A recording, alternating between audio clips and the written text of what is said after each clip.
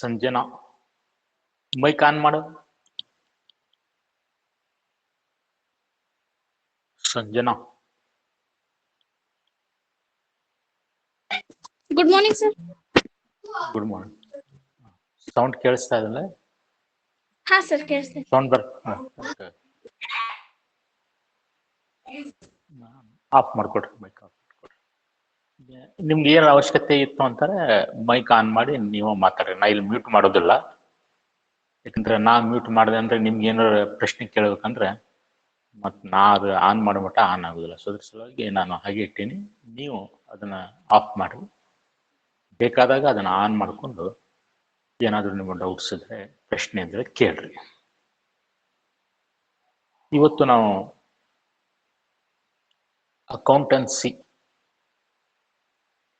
Accountancy ಚಾಪ್ಟರ್ನ ನೋಡೋಣ. ನಾವು accountancy ಒಳಗೆ ಮೊದಲನೇ chapter not for profit organisation ಇದನ್ನು ಸ್ಟಾರ್ಟ್ ಮಾಡಿದ್ವಿ. ಈಗಾಗಲೇ ಒಂದು ಪ್ರಾಬ್ಲಮ್ಮು ಸಹ ಸಾಲ್ವ್ ಮಾಡಿದ್ದೀವಿ. ಆದರೆ ಅದನ್ನು ಅಲ್ಲಿಗೆ ಸ್ಟಾಪ್ ಮಾಡೋಣ, ಯಾಕಂದರೆ ಈ ವರ್ಷ ಕೋವಿಡ್ದಿಂದಾಗಿ ಕಾಲೇಜುಗಳು ಲೇಟಾಗಿ ಸ್ಟಾರ್ಟ್ ಆಗಿದ್ದಾವೆ, ಪಾಠಗಳು ಆನ್ಲೈನ್ ನಡೀತಾ ಇದ್ದಾವೆ. ಸೊ ಅದಕ್ಕಾಗಿ ಇಲಾಖೆಯವರು ಏನು ಮಾಡ್ಯಾರಪ್ಪ ಅಂತಂದರೆ ಒಂದು ಬೇರೆ ಸ್ಕೀಮನ್ನು ಮಾಡಿ ಕಳಿಸಿದ್ದಾರೆ. ಅಂದರೆ ಯಾವ್ಯಾವ ತಿಂಗಳದೊಳಗೆ ಯಾವ್ಯಾವ ಸಿಲೆಬಸ್ಸನ್ನು ನಾವು ಟೀಚ್ ಮಾಡಬೇಕು, ಫಸ್ಟ್ ಟೆಸ್ಟಿಗೆ ಎಷ್ಟು ಸಿಲೆಬಸ್ ಕವರ್ ಮಾಡಬೇಕು, ಸೆಕೆಂಡ್ ಟೆಸ್ಟಿಗೆ ಎಷ್ಟು ಮಾಡಬೇಕು, ಆಮೇಲೆ ಅಸೈನ್ಮೆಂಟ್ 1, ಅಸೈನ್ಮೆಂಟ್ 2 ಅಂಥೇಳಿ ಅಕೌಂಟೆನ್ಸಿ ಒಳಗೆ ಮಾಡಿದ್ದಾರೆ. ಸೊ ಅವರು ಹೊಸ ಸ್ಕೀಮ್ ಪ್ರಕಾರ ಅದು ಈ ವರ್ಷಕ್ಕೆ ಮಾತ್ರ ಅವ್ರ ಅವಧಿಗಳನ್ನು ಮಾಡ್ಯಾರ. ಒಂದನೇ ಅವಧಿ, 2ನೇ ಅವಧಿ, ಈ ಥರ. ಅಂದರೆ ಮತ್ತೆ ಹೇಳಿಕ್ ಬರೋದಿಲ್ಲ, 3ನೇ ಅಲೆ ಬಂದು ಅಕಸ್ಮಾತಾಗಿ ಏನಾದರೂ ಶಾಲೆ ಕಾಲೇಜುಗಳು ಬಂದಾದು ಅಂದರೆ ನಾವು ಆ ಅವಧಿಯಲ್ಲಿ ಎಷ್ಟು ಸಿಲೆಬಸ್ಸನ್ನು ಕಂಪ್ಲೀಟ್ ಮಾಡಿರ್ತೀವಿ, ಮೋಸ್ಟ್ಲಿ ಅದರ ಮೇಲೆ ಎಕ್ಸಾಮನ್ನು ನಡೆಸುವಂಥ ಚಾನ್ಸಸ್ಗಳು ಇರ್ತಾವೆ. ಸೊ ಅದಕ್ಕಾಗಿ ನಾವು ಆ ಸ್ಕೀಮಿನ ಪ್ರಕಾರನ ಹೋಗ್ಬೇಕಾಗ್ತೈತಿ. ಆ ಸ್ಕೀಮ್ ಒಳಗೆ ಫಸ್ಟಿಗೆ ಅವರು ಸೆಕೆಂಡ್ ಚಾಪ್ಟರ್ನ ಇಟ್ಟಾರ. ನಾನು ನಿಮ್ಗೆ ಅದನ್ನ ವಾಟ್ಸಪ್ಪಿಗೆ ಹಾಕೀನಿ.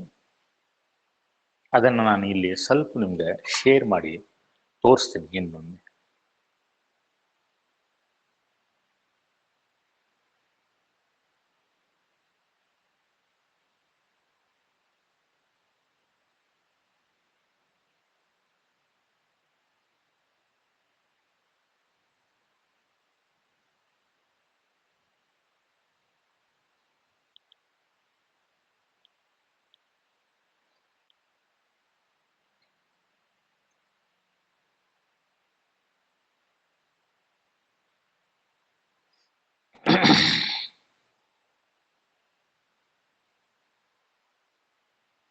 ನೋಡ್ರಿ, ಸೊ ಇದು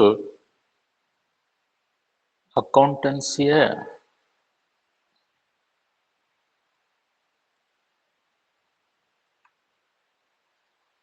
ಒಂದು ವರ್ಕ್ ಪ್ಲಾನ್ ಅಂತ ಹೇಳ್ಬೋದು. ಬೋರ್ಡಿನ ಪ್ರಕಾರ ಇದು ಅಕೌಂಟೆನ್ಸಿಯ ಒಂದು ಪ್ಲ್ಯಾನ್ ಅಥವಾ ವರ್ಕ್ ಪ್ಲ್ಯಾನ್. ನಾವು ಏನೇನು ಕಲಿಸ್ಬೇಕು. ಸೊ ಮೊದಲ ಅವಧಿ ಅಂತ ಬರ್ದ ನೋಡ್ರಿ, ಮೊದಲ ಅವಧಿ. It starts from July 15 and ends on September 15th. September 15ಕ್ಕೆ ಇದು ಎಂಡ್ ಆಗ್ತೈತಿ, ಮೊದಲನೇ ಅವಧಿ. ಸೊ ಈ ಅವಧಿಯಲ್ಲಿ ನಾವು 3 ಚಾಪ್ಟರ್ಸ್ಗಳನ್ನು ಕಂಪ್ಲೀಟ್ ಮಾಡಬೇಕು. ಒಂದು accounting for partnership basic concepts, ಆಮೇಲೆ ರೀಕಾನ್ಸ್ಟಿಟ್ಯೂಷನ್ ಆಫ್ ಪಾರ್ಟ್ನರ್ಶಿಪ್ ಫರ್ಮ್ ಒಳಗೆ ಅಡ್ಮಿಷನ್ ಆಫ್ ಎ ಪಾರ್ಟ್ನರ್, ಆಮೇಲೆ ರಿಟೈರ್ಮೆಂಟ್ ಮತ್ತು ಡೆತ್ ಆಫ್ ಎ ಪಾರ್ಟ್ನರ್. ಈ 3 ಟಾಪಿಕ್ಸ್ಗಳನ್ನು ಕಂಪ್ಲೀಟ್ ಮಾಡಬೇಕು ನಾವು. ಆಮೇಲೆ ಈ 3 ಟಾಪಿಕ್ಕಿನ ಮೇಲೆ 1ನೇ ಕಿರು ಪರೀಕ್ಷೆಯನ್ನು ನಡೆಸಬೇಕು. ಈ 3 ಟಾಪಿಕ್ಕಿನ ಮೇಲೆ ಕ್ಲಿಯರ್ ಕಟ್ ಆಗಿ ಬಿಡಬೇಕು, ಏನು ಕನ್ಫ್ಯೂಷನ್ ಇಲ್ಲ ನಿಮ್ಗೂ. ಸೊ ಅದರ ಸಲುವಾಗಿ ನಿಮ್ಮ ವಾಟ್ಸಪ್ಪಿಗೆ ಹಾಕಿನಿ, ಇದನ್ನು ಬರ್ಕೊಡ್ರಿ. ನಿಮ್ಮ 1ನೇ ಕಿರು ಪರೀಕ್ಷೆ 13 ಸೆಪ್ಟೆಂಬರ್ 13 ಅಂದ್ರೆ ಮುಂದಿನ ತಿಂಗಳ 13ನೇ ತಾರೀಕಿಂದ 15ರೊಳಗೆ ನಾವು ಅದನ್ನ ಮುಗಿಸ್ಬೇಕು. 3 ದಿನದೊಳಗೆ. ಏನು ಫಿಸಿಕಲ್ ಹೇಳ್ತಾರೋ ಏನು ಆನ್ಲೈನ್ ಹೇಳ್ತಾರೋ ಅದು ನಮ್ಗಿನ್ನೂ ಮಾಹಿತಿ ಇಲ್ಲ. ಫಿಸಿಕಲ್ ಹೇಳಿದ್ರು ಹೇಳ್ಬೋದು, ಅಥವಾ ಆನ್ಲೈನ್ ಹೇಳ್ಬೋದು, ಅಥವಾ ಲಾಸ್ಟ್ ಟೈಮ್ ಹೇಗೆ ನಿಮ್ಗೆ ಕ್ವಶನ್ ಪೇಪರ್ ಮನಿಗೆ ಕೊಟ್ಟಿದ್ದು ಹಂಗೆ ಹೇಳಿಕ್ ಬರುದಿಲ್ಲ. ಓಕೆ. ಆಮೇಲೆ ಅಸೈನ್ಮೆಂಟ್ 1 ಅಂತ ಬರ್ತಾನೆ ನೋಡ್ರಿ. ಅಸೈನ್ಮೆಂಟ್ 1 ವಿದ್ಯಾರ್ಥಿಗಳಿಗೆ ತಾರ್ಕಿಕ ಚಿಂತನೆಗೊಳಿಸುವ ವಿಷಯಗಳನ್ನು ನೀಡುವುದು. ಅಂದ್ರೆ ಇಲ್ಲಿ ಅಪ್ಲೈಡ್ ಕ್ವಶನ್ಸ್ ಗಳನ್ನ ನಾವು ಕೊಟ್ಟಿರ್ತೀವಿ. ನೀವು ಏನು ಕಲ್ತಿರ್ತಿರಲ್ಲ ಫಸ್ಟ್ ಸೆಕೆಂಡ್ ಥರ್ಡ್ ಚಾಪ್ಟರ್ ಒಳಗೆ, based on that we give you some assignments. ಕೆಲವೊಂದು ವಿಷಯಗಳನ್ನ ನಿಮಗೆ ಅದು ಚಿಂತನೆಗೆ ಒಳಪಡಿಸಬೇಕು. ನೀವು ಏನೋ ಕಲ್ತಿರ್ತಿರಲ್ಲ ಅದನ್ನ ಅಪ್ಲೈ ಮಾಡಿ ಅದನ್ನ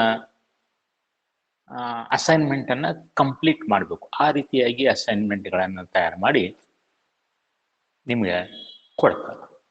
ಇದು ಒಂದು ಇದು ಯಾವುದು ಸಿಲೆಬಸ್ ಏನು ಕಂಪ್ಲೀಟ್ ಆಗಿರುತ್ತಲ್ಲ ಅದರ ಮೇಲೆ ಕೊಟ್ಟಿರ್ತಾರೆ. ಸೊ ಅದಕ್ಕಾಗಿ ಮುಂದಿನ ಸೆಪ್ಟೆಂಬರ್ ತಿಂಗಳೊಳಗೆ ನೀವು ಫಸ್ಟ್ ಟೆಸ್ಟ್ ಮತ್ತು ಒಂದು ಅಸೈನ್ಮೆಂಟ್ ಈ ಎರಡು ಏನಪ್ಪ ಅಂದ್ರೆ ಎರಡು ಎಕ್ಸಾಮ್ಗಳಿಗೆ ಒಂದು ಕಿರು ಪರೀಕ್ಷೆ ಮತ್ತೊಂದು ಅಸೈನ್ಮೆಂಟ್, ಇದೆರಡಕ್ಕೂ ನೀವೇನ್ ಮಾಡ್ಬೇಕಪ್ಪ ಅಂದ್ರೆ ತಯಾರಿ ಮಾಡ್ಕೋಬೇಕು. ಈ ಮಾರ್ಕ್ಸ್ಗಳನ್ನ ರೆಕಾರ್ಡ್ ಮಾಡ್ತಾರ, ವೆರಿ ಇಂಪಾರ್ಟೆಂಟ್ ಮಾರ್ಕ್ಸು. ಸೊ ಅದಕ್ಕಾಗಿ ನೀವು ನಿರ್ಲಕ್ಷ್ಯ ಮಾಡೋ ಹಾಗೆ ಇಲ್ಲ. ಆಮೇಲೆ ಎರಡನೇ ಅವಧಿ ಸ್ಟಾರ್ಟ್ ಆಗೋದು ಸೆಪ್ಟೆಂಬರ್ 16ನೇ ತನಕ, ಜಸ್ಟ್ ನೆಕ್ಸ್ಟ್ ಡೇನೆ. ಅದು ಎಂಡ್ ಆಗೋದು ನವೆಂಬರ್ 30ನೇ ತಾರೀಕಿಗೆ. ಸೊ ಇದ್ರೊಳಗೆ ನಾವು ಏನ್ ಮಾಡ್ತೀವರಪ್ಪ ಅಂತಂದ್ರೆ 3 ಟಾಪಿಕ್ಸ್ ಗಳನ್ನ ಕವರ್ ಮಾಡ್ತೀವಿ. ಯಾವ್ಯಾವುದು? Dissolution of partnership per financial statement of a company, analysis of financial statement. So ಇದರ ಮೇಲೆ ಎರಡನೇ ಅಸೈನ್ಮೆಂಟ್ ಅನ್ನು ಕೊಡ್ತೀವಿ. ಪ್ಲಸ್ ಒಂದು ಮಧ್ಯವಾರ್ಷಿಕ ಪರೀಕ್ಷೆಯನ್ನ ನಡೆಸ್ತೇವೆ. ಸೊ ಆ ಪರೀಕ್ಷೆಯಲ್ಲಿ ನಿಮ್ಗೆ ಮೊದಲನೇ ಅವಧಿ ಮತ್ತು ಎರಡನೇ ಅವಧಿಯಲ್ಲಿ ಬೋಧಿಸಿದ ಒಟ್ಟು ಪಠ್ಯ ಪುಸ್ತಕವನ್ನು ಆಧರಿಸಿ ಪ್ರಶ್ನೆಗಳನ್ನ ಕೇಳಲಾಗುತ್ತದೆ. ಅಂದ್ರೆ ಮೊದಲನೇ ಅವಧಿಯಲ್ಲಿ ಕಂಪ್ಲೀಟ್ ಮಾಡಿರುವಂತಹ 3 ಚಾಪ್ಟರ್, ಎರಡನೇ ಅವಧಿಯಲ್ಲಿ ಕಂಪ್ಲೀಟ್ ಮಾಡಿರುವಂತಹ 3 ಚಾಪ್ಟರ್, ಟೋಟಲ್ 6 ಚಾಪ್ಟರ್ ಮೇಲೆ ಪ್ರಶ್ನೆಗಳನ್ನ ಸೆಟ್ ಮಾಡ್ತಾರ. ಮಿಡ್ ಟರ್ಮ್ ಎಕ್ಸಾಮ್ ಇದು 100 ಮಾರ್ಕ್ಸಿನ ಎಕ್ಸಾಮ್. ಮೊದಲನೇ ಕಿರು ಪರೀಕ್ಷೆ 50 ಮಾರ್ಕ್ಸಿಂದ. ಓಕೆ. ಆಮೇಲೆ ಮಧ್ಯವಾರ್ಷಿಕ ಪರೀಕ್ಷೆ ಹಾಗೂ ಅಸೈನ್ಮೆಂಟ್ ಎರಡು, ಇದನ್ನ ನೀವು 30 ನವೆಂಬರ್ 21 ಒಳಗಾಗಿ ಕಂಪ್ಲೀಟ್ ಮಾಡಬೇಕು. ಆಮೇಲೆ 3ನೇ ಅವಧಿ ಸ್ಟಾರ್ಟ್ ಆಗೋದು ಡಿಸೆಂಬರ್ 1ನೇ ತಾರೀಕಿಂದ, ಎಂಡ್ ಆಗೋದು ಜನವರಿ 30ಕ್ಕೆ. ಇದ್ರೊಳಗೆ ನಾವು 3 ಟಾಪಿಕ್ಸ್ ಗಳನ್ನ ಕಂಪ್ಲೀಟ್ ಮಾಡ್ತೀವಿ. Accounting ratio, cash flow statement, ಆಮೇಲೆ ಕೊನೆಗೆ accounting for not for profit organisation. ಆ ಮೊದಲನೇ ಚಾಪ್ಟರ್ ಇಲ್ಲಿ ಹಾಕ್ಯಾರ. ಸೊ ಇದು ಜನವರಿ ಎಂಡ್ ಅವರೆಗೆ, ಅಂದ್ರೆ ಡಿಸೆಂಬರ್ ಮತ್ತು ಜನವರಿ 2 ತಿಂಗಳದೊಳಗೆ ನಾವು ಇದನ್ನ ಕಂಪ್ಲೀಟ್ ಮಾಡಬೇಕು. ಆಮೇಲೆ ಮತ್ತೊಂದು ಎರಡನೇ ಕಿರು ಪರೀಕ್ಷೆ, ಇದು ಯಾವಾಗ ನಡೆಸಬೇಕು? ಜನವರಿ 28ನೇ ತಾರೀಕಿಂದ ಜನವರಿ 31 ಒಳಗಾಗಿ ಈ ಪರೀಕ್ಷೆಯನ್ನು ನಡೆಸಬೇಕು. ಇದು ಸಹ 50 ಮಾರ್ಕಿನ ಪ್ರಶ್ನೆ. ಸೊ ಇಲ್ಲಿ 3ನೇ ಅವಧಿಯಲ್ಲಿ ಬೋಧಿಸಿದ ಪಠ್ಯ ಪುಸ್ತಕಗಳ ಮೇಲೆ ಪ್ರಶ್ನೆಗಳನ್ನ ಕೇಳಲಾಗುತ್ತದೆ. ಆಮೇಲೆ 4ನೇ ಅವಧಿ. ಸೊ ನೋಡ್ರಿ, 4ನೇ ಅವಧಿ accounting for share capital, issue and reduction of debenture. So ಈ 2 ಟಾಪಿಕ್ಸ್ ಗಳನ್ನ ಫೆಬ್ರವರಿ ಮತ್ತು ಮಾರ್ಚ್ ಎಂಡ್ 2 ತಿಂಗಳ ಒಳಗಾಗಿ ನಾವು ಮುಗಿಸ್ಬೇಕಾಗ್ತದೆ. ಆಮೇಲೆ ಒಂದು ಪ್ರಿಪರೇಟರಿ ಎಕ್ಸಾಮ್ ಮಾರ್ಚ್ 24ನೇ ತಾರೀಕಿಂದ ಮಾರ್ಚ್ 30ರ ಒಳಗಾಗಿ ಒಂದು ಪ್ರಿಪರೇಟರಿ ಎಕ್ಸಾಮ್ ಕಂಪ್ಲೀಟ್ ಸಿಲೆಬಸ್ ಮೇಲೆ. ಆಮೇಲೆ ಏಪ್ರಿಲ್ ಮೊದಲನೇ ವಾರದಲ್ಲಿ ಎಲ್ಲವೂ ಯೋಜನೆಯ ಪ್ರಕಾರ ನಡೀತು ಅಂದ್ರೆ ಏಪ್ರಿಲ್ ಮೊದಲನೇ ವಾರದಲ್ಲಿ ಪೂರ್ಣ ಪ್ರಮಾಣದ ಪಠ್ಯ ಪುಸ್ತಕದ ಮೇಲೆ ವಾರ್ಷಿಕ ಪರೀಕ್ಷೆಯನ್ನ ನಡೆಸಲಾಗುತ್ತದೆ. ಸೊ ಈ ಬಾರಿ ಅಂತೂ ವಾರ್ಷಿಕ ಪರೀಕ್ಷೆ ನಡೆಸುವುದು ಗ್ಯಾರಂಟಿ. ಲಾಸ್ಟ್ ಟೈಮ್ ಹಾಗೆ ನಿಮ್ಗೆ ಏನು ಚಾನ್ಸ್ ಸಿಗೋದಿಲ್ಲ. ಸೊ ಅದಕ್ಕಾಗಿ ಈಗಿಂದನ ತಯಾರಿ ಮಾಡ್ರಿ. ಕೆಲವೊಂದು ಮಕ್ಕಳು ಆನ್ಲೈನ್ ಕ್ಲಾಸ್ ನಡೆಯುವಾಗ ಹೊಲಕ್ಕ ಅಲ್ಲಿ ಇಲ್ಲಿ ಹೋಗಿ ಆನ್ಲೈನ್ ಕ್ಲಾಸಿಗೆ ಅಟೆಂಡ್ ಆಗ್ತಾ ಇಲ್ಲ, ರೆಕಾರ್ಡೆಡ್ ಕ್ಲಾಸಸ್ಗಳನ್ನ ನೋಡ್ತಾ ಇದ್ದೀರಿ, ವಿಶೇಷವಾಗಿ ಗಂಡು ಮಕ್ಕಳು, ಹುಡುಗರು. ಸೊ ಇದು ಒಂದು ಒಳ್ಳೆ ರೂಢಿ ಅಲ್ಲ.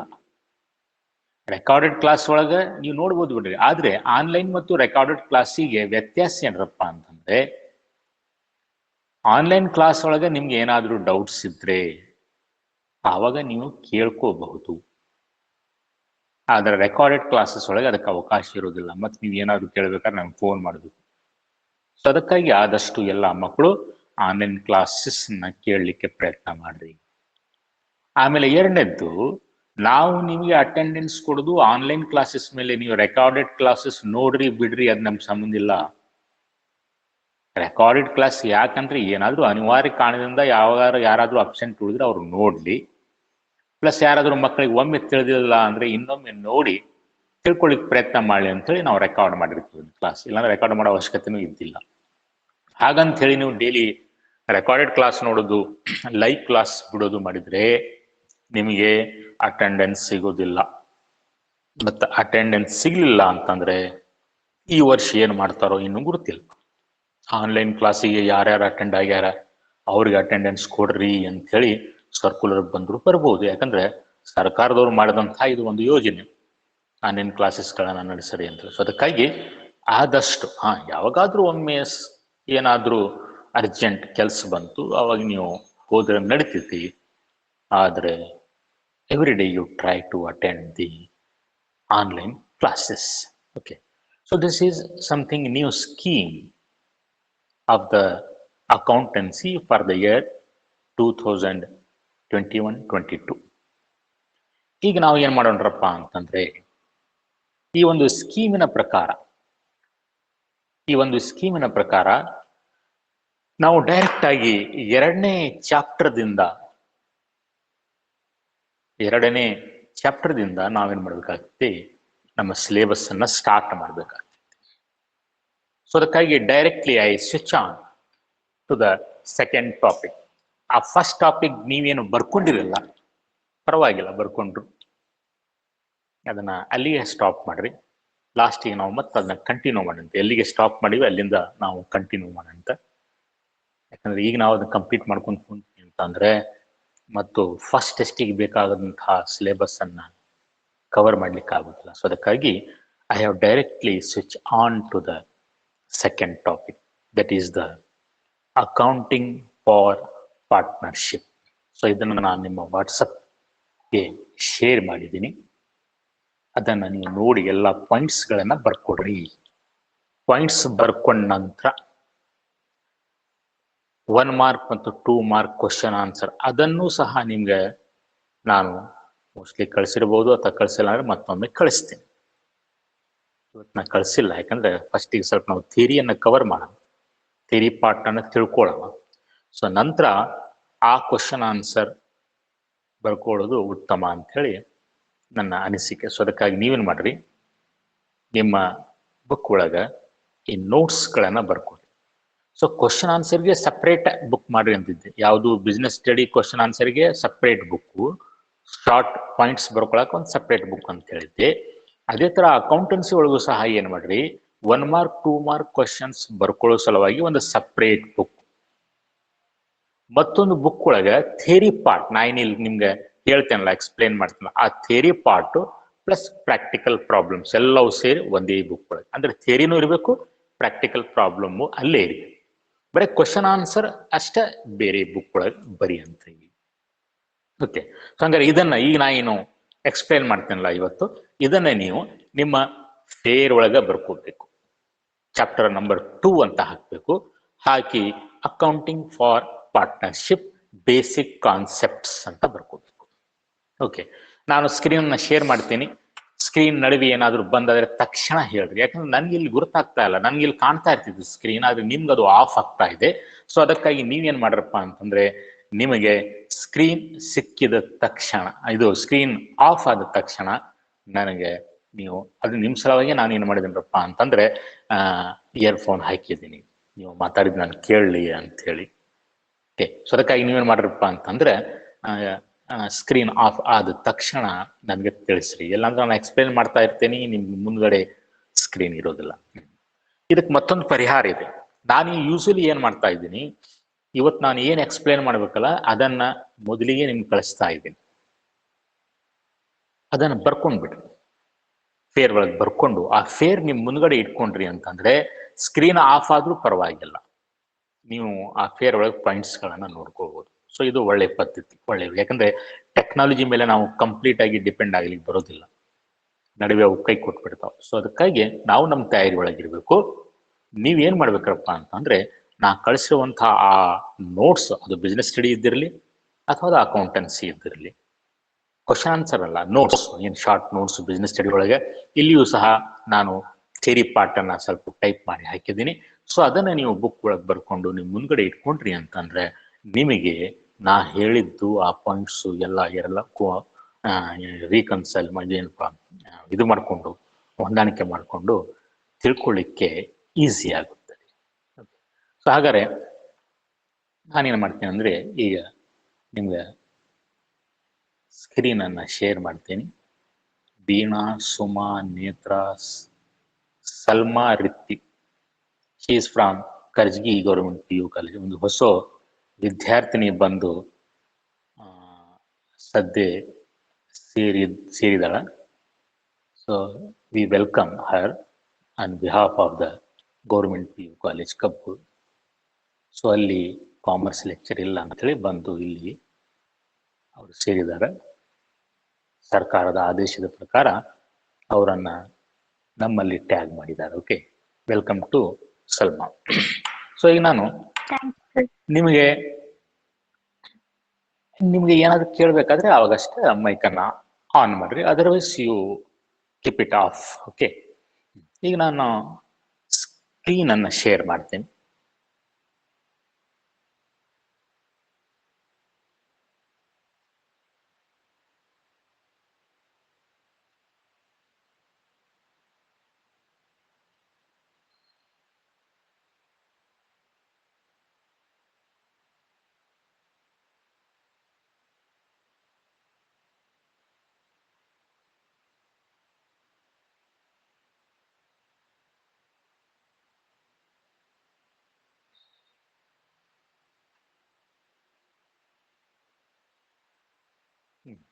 ಸ್ಕ್ರೀನ್ ಕಾಣ್ತಾ ಇದೆ. ಸ್ಕ್ರೀನ್ ನಿಮ್ಮ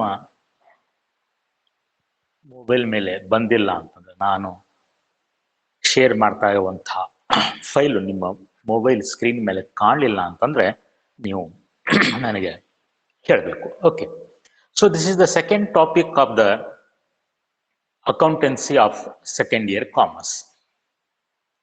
ಚಾಪ್ಟರ್ ಹೆಸರು accounting for partnership. So here we study basic concepts. ಇಲ್ಲಿ ನಾವು ಕೆಲವೊಂದು ಮೂಲ ಪರಿಕಲ್ಪನೆಗಳನ್ನ ಕಲಿತೀವಿ. ಸೊ ಈ ಟಾಪಿಕ್ ಮೇಲೆ ಎಷ್ಟು ಪ್ರಶ್ನೆಗಳು ಬರ್ತಾವ? ಈ ಟಾಪಿಕ್ನ ಮೇಲೆ ಒಟ್ಟಾರೆ 3 ಪ್ರಶ್ನೆಗಳು ಬರ್ತಾವ. ಯಾವ್ಯಾವು? 1 ಮಾರ್ಕಿನ 1 ಪ್ರಶ್ನೆ, 2 ಮಾರ್ಕಿನ 1 ಪ್ರಶ್ನೆ, 6 ಮಾರ್ಕಿನ 1 ಪ್ರಶ್ನೆ, ಒಟ್ಟು 9 ಅಂಕಗಳು. ಕಂಪಲ್ಸರಿ ಕ್ವಶನ್ಸ್ ಫೈನಲ್ ಎಕ್ಸಾಮ್ ಒಳಗೆ 1 ಮಾರ್ಕ್, 2 ಮಾರ್ಕ್ ಪ್ಲಸ್ 6 ಮಾರ್ಕ್ಸ್ ಒಂದು ಪ್ರಾಬ್ಲಮ್ ಅನ್ನ ಕೇಳ್ತಾನೆ, small problem, plus practical oriented question, ಒಂದು 5 ಮಾರ್ಕ್ಸಿನ practical oriented question. It is not compulsory, it may or may not be ask. ಆದ್ರೆ ಈ ಟಾಪಿಕ್ ಮೇಲೆ ಕೆಲವೊಂದು ಪ್ರಾಕ್ಟಿಕಲ್ ಕ್ವಶನ್ಸ್ ಗಳನ್ನ ಸೆಟ್ ಮಾಡಿದ್ದಾರೆ. ಅದನ್ನು ಸಹ ನಾವು ಮುಂದೆ ಡಿಸ್ಕಸ್ ಮಾಡ್ತೀವಿ. So this is the something about the second topic. ಈಗ ನಾವು ಇದ್ರೊಳಗೆ ಏನೇನು ಕಲಿಬೇಕು? ನಾವು ಇಲ್ಲಿ ಫಸ್ಟಿಗೆ ನೇಚರ್ ಆಫ್ ಪಾರ್ಟ್ನರ್ಶಿಪ್ ತಿಳ್ಕೋಬೇಕು. ಪಾಲುಗಾರಿಕೆಯ ಸ್ವರೂಪ. ಸೊ ಈ ಪಾಲುಗಾರಿಕೆಯ ಸ್ವರೂಪ, ಪಾಲುಗಾರಿಕೆಯನ್ನ ನೀವು ಲಾಸ್ಟ್ ಇಯರ್ ಬಿಸ್ನೆಸ್ ಸ್ಟಡಿ ಒಳಗೆ ಕಲ್ತಿದ್ದೀರಿ. ಕನ್ನಡದೊಳಗ ಬಿಸ್ನೆಸ್ ಸ್ಟಡಿ ಒಳಗ ಪಾಲುಗಾರಿಕೆ ಎಂದರೆ ಏನು, ಅದನ್ನ ಹೇಗೆ ರಚಿಸಲಾಗುತ್ತದೆ, ಪಾಲುಗಾರಿಕಾ ಒಪ್ಪಂದ, ಪಾಲುಗಾರಿಕೆಯನ್ನ ರಚನೆ ಮಾಡುವ ಸಲುವಾಗಿ ಎಷ್ಟು ಜನ ಬೇಕು, ಗರಿಷ್ಠ ಸಂಖ್ಯೆ ಎಷ್ಟು, ಹೌದಲ್ರಿ, ಲಕ್ಷಣಗಳು ಇತ್ಯಾದಿಗಳನ್ನ ನೀವು ಕಲ್ತಿದ್ದೀರಿ. ಅದನ್ನೇ ನಾವು ಇಲ್ಲಿ ಇಂಗ್ಲಿಷ್ ಒಳಗೆ, ಯಾಕಂದ್ರೆ ಇದು ಅಕೌಂಟೆನ್ಸಿ ಸಾಮಾನ್ಯವಾಗಿ ನಾವು ಕ್ಲಾಸ್ ಒಳಗೆ ಕನ್ನಡದೊಳಗೆ ಡಿಸ್ಕಸ್ ಮಾಡಿದ್ರು ಸಹ ಪರೀಕ್ಷೆ ಒಳಗ ಇಂಗ್ಲಿಷ್ ಒಳಗೆ ಬರೀತೀವಿ. ಯಾಕಂದ್ರೆ ಕನ್ನಡದೊಳಗೆ ಬರೆಯೋದು ಸ್ವಲ್ಪ ಕಷ್ಟ ಆಗೋದ್ರಿಂದ ನಾವು ಅಕೌಂಟೆನ್ಸಿ ಪೇಪರ್ ಅನ್ನ ಏನ್ ಮಾಡ್ತೀರಪ್ಪ ಅಂತಂದ್ರೆ ಇಂಗ್ಲಿಷ್ ಒಳಗೆ ಬರೀತೀವಿ. ಹಾಗಂತ ಕೆಲವೊಂದು ಥಿಯರಿ ಕ್ವಶನ್ಸ್ ಏನಿರ್ತಾವಲ್ಲ, ನಿಮ್ಗದು ಇಂಗ್ಲಿಷ್ ಒಳಗೆ ಬರೀಲಿಕ್ಕೆ ಬಂದಿಲ್ಲ ಅಂತಂದ್ರೆ ಕನ್ನಡದೊಳಗೂ ಬರೆದ್ರು ಏನ್ ತಪ್ಪಿಲ್ಲ. 1 ಮಾರ್ಕ್ ಮತ್ತು 2 ಮಾರ್ಕ್ ಏನ್ ಥಿಯರಿ ಕ್ವಶನ್ಸ್ ಅದಾವಲ್ಲ, ನಿಮ್ಗೆ ಆನ್ಸರ್ ಗುರ್ತಿದೆ, ಆದ್ರೆ ಅದನ್ನ ಇಂಗ್ಲಿಷ್ ಒಳಗೆ ಎಕ್ಸ್ಪ್ರೆಸ್ ಮಾಡ್ಲಿಕ್ಕೆ ಆಗ್ತಾ ಇಲ್ಲ, ತಪ್ಪಾಗ್ತಾ ಇದೆ ಅಂತಂದ್ರೆ ಕನ್ನಡದೊಳಗೆ ಬರೆದ್ರು ಸಹ ನಾವು ಮಾರ್ಕ್ಸ್ ಕೊಡ್ತೀವಿ. ಓಕೆ. ಸೊ ಇಲ್ಲಿ ನಾವು ಮಾತ್ರ ನಿಮ್ಗೆ ಇಂಗ್ಲಿಷ್ ಒಳಗೆ ನೋಟ್ಸ್ ಗಳನ್ನ ಕೊಡ್ತಾ ಇದ್ದೀನಿ. Last year accountancy first chapter second chapter ನಾನು ನಿಮ್ಗೆ ಬೇಕಂತ ಹೇಳಿ ಕನ್ನಡದೊಳಗೆ ಬರ್ಸಿದ್ದೆ. ಯಾಕಂದ್ರೆ ಅದ ನೀವು ಹೈಸ್ಕೂಲ್ ಪಾಸ್ ಮಾಡಿ ಬಂದಿದ್ರಿ ಕನ್ನಡ ಮೀಡಿಯಂ ಒಳಗೆ, ಒಮ್ಮಕ್ಲೆ ಇಂಗ್ಲಿಷ್ ಮೀಡಿಯಂ ಅಂತಂದ್ರೆ ನಿಮ್ಗೆ ಸ್ವಲ್ಪ ಟಫ್ ಅನ್ಸ್ಬಹುದು ಅಂತ ಹೇಳಿ ನಾನು ಫಸ್ಟ್ ಚಾಪ್ಟರ್ ಮತ್ತು ಸೆಕೆಂಡ್ ಚಾಪ್ಟರ್ ಕನ್ನಡದೊಳಗೆ ಎಕ್ಸ್ಪ್ಲೈನ್ ಮಾಡಿ ಕನ್ನಡದಲ್ಲಿ ನೋಟ್ಸ್ ಗಳನ್ನ ಕೊಟ್ಟು ನಂತರ 3ನೇ ಚಾಪ್ಟರ್ಗೆ ಇಂಗ್ಲಿಷಿಗೆ ಶಿಫ್ಟ್ ಆಗಿದ್ದೆ. ಆದ್ರೆ ಇಲ್ಲಿ ನಾವು right from the beginning we have started giving notes in English. Okay. So ನಾವು ನೇಚರ್ ಆಫ್ ಪಾರ್ಟ್ನರ್ಶಿಪ್, ಪಾಲುಗಾರಿಕೆಯ ಸ್ವರೂಪ. ಸೊ ಇಲ್ಲಿ ಏನ್ ಕಲಿಬೇಕು ನಾವು? ಪಾಲುಗಾರಿಕೆ ಎಂದರೇನು? ಪಾಲುಗಾರಿಕೆ ಎಂದರೇನು? When 2 or more persons join hand to set up a business and share its profit and losses, they are said to be in partnership. 2 ಅಥವಾ 2ಕ್ಕಿಂತ ಹೆಚ್ಚು ವ್ಯಕ್ತಿಗಳು ಕೈ ಜೋಡಿಸಿ ಅಥವಾ ವ್ಯವಹಾರವನ್ನ ಸ್ಥಾಪಿಸುವ ಸಲುವಾಗಿ ಕೈ ಜೋಡಿಸಿದರೆ, 2 ಅಥವಾ 2ಕ್ಕಿಂತ ಹೆಚ್ಚು ವ್ಯಕ್ತಿಗಳು ವ್ಯವಹಾರವನ್ನ ಪ್ರಾರಂಭಿಸುವ ಸಲುವಾಗಿ ಕೈ ಜೋಡಿಸಿದರೆ ಮತ್ತು ಆ ವ್ಯವಹಾರದಿಂದಾದಂಥ ಲಾಭ ಮತ್ತು ನಷ್ಟಗಳನ್ನ ಅವರು ತಮ್ಮ ಮೊಳಗೆ ಹಂಚಿಕೊಂಡರೆ ಅವರು ಪಾಲುಗಾರಿಕೆಯನ್ನ ಮಾಡಿಕೊಂಡಿದ್ದಾರೆ ಅಂತ ನಾವು ಹೇಳ್ತೀವಿ ಸಾಮಾನ್ಯವಾಗಿ. ಸಪೋಸ್ ರಾಮ್ ಮತ್ತು ರಹೀಂ ಇಬ್ರು ವ್ಯಕ್ತಿಗಳು ಸೇರ್ಕೊಂಡು ವ್ಯವಹಾರವನ್ನ ಪ್ರಾರಂಭಿಸಿದ್ರು. ಇಬ್ರು ಸೇರಿ ಬಂಡವಾಳ ಹಾಕಿದ್ರು 1 ಲಕ್ಷ ರೂಪಾಯಿ. ಆ 2 ಲಕ್ಷ ರೂಪಾಯಿಯಿಂದ ಒಂದು ಕಿರಾಣಿ ಅಂಗಡಿಯನ್ನ ಪ್ರಾರಂಭ ಮಾಡಿದ್ರು. ಆ ಕಿರಾಣಿಯ ಅಂಗಡಿ ವ್ಯಾಪಾರದಿಂದ ಬಂದಂಥ ಲಾಭ ಅಥವಾ ನಷ್ಟ ಯಾವ್ದಾದ್ರು ಒಂದಾಗ್ತಿತ್ತು. ಲಾಭ ಆಗ್ಬೋದು ಅಥವಾ ನಷ್ಟ ಆದ್ರೂ ಆಗ್ಬೋದು. ಲಾಭ ಅಥವಾ ನಷ್ಟವನ್ನ ಅವರಿಬ್ರು ಹಂಚ್ಕೊಂಡ್ರು ಅಂತಂದ್ರೆ ನಾವೇನ್ ಹೇಳ್ತೀವಿ, ಎಸ್ ದೇರ್ ಈಸ್ ಪಾರ್ಟ್ನರ್ಶಿಪ್. ಇವರಿಬ್ಬರ ನಡುವೆ ಪಾಲುಗಾರಿಕೆ ಇದೆ ಅಂತ ನಾವು ಹೇಳ್ತೀವಿ. ಸೊ ನಿಮ್ಗೆ ಸರಳ ಶಬ್ದಗಳಲ್ಲಿ ಪಾಲುಗಾರಿಕೆ ಎಂದರೇನು ಅಂತ ಕೇಳಿದ್ರೆ ಈ ತರ ನೀವು ಬರೀಬಹುದು. ಕೆಲವೊಮ್ಮೆ ಡೆಫಿನಿಷನ್ ಕೇಳ್ತಾನೆ, ವ್ಯಾಖ್ಯೆ.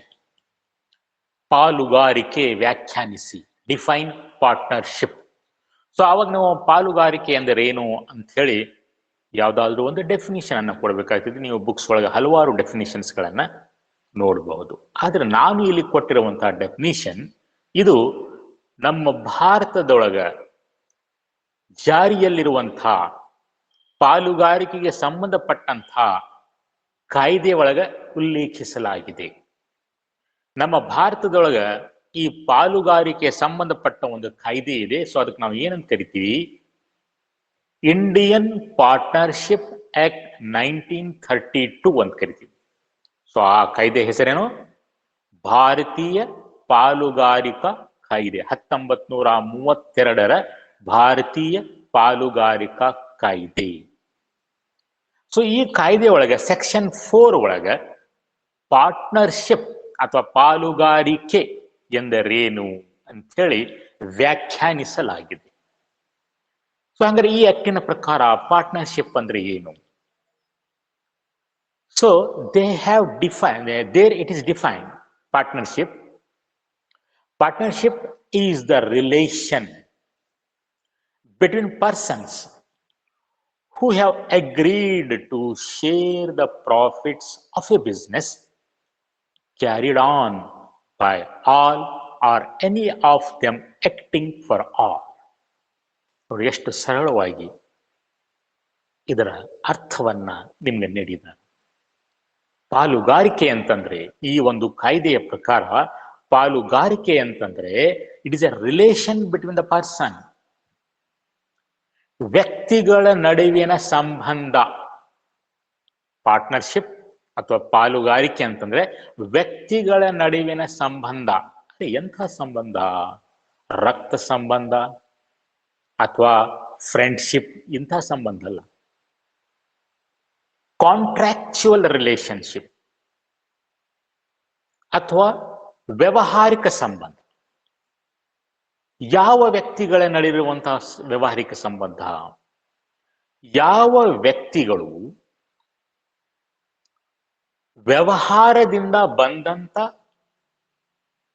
ಲಾಭವನ್ನ ಹಂಚಿಕೊಳ್ಳಲು ಒಪ್ಪಿಕೊಂಡಿರುತ್ತಾರೋ ಆ ವ್ಯಕ್ತಿಗಳ ನಡುವೆ ಇರುವಂತಹ ಸಂಬಂಧ. ಇನ್ನು ವ್ಯವಹಾರವನ್ನ ಯಾರು ನಡೆಸ್ತಾರ? ಆ ವ್ಯವಹಾರವನ್ನ ಎಲ್ಲರೂ ಸೇರಿ ನಡೆಸಬಹುದು ಅಥವಾ ಎಲ್ಲರ ಪರವಾಗಿ ಯಾರಾದರೂ ನಡೆಸಬಹುದು. Suppose there are 4 partners, 4 persons, A B C D, 4 ಜನ ಅದ.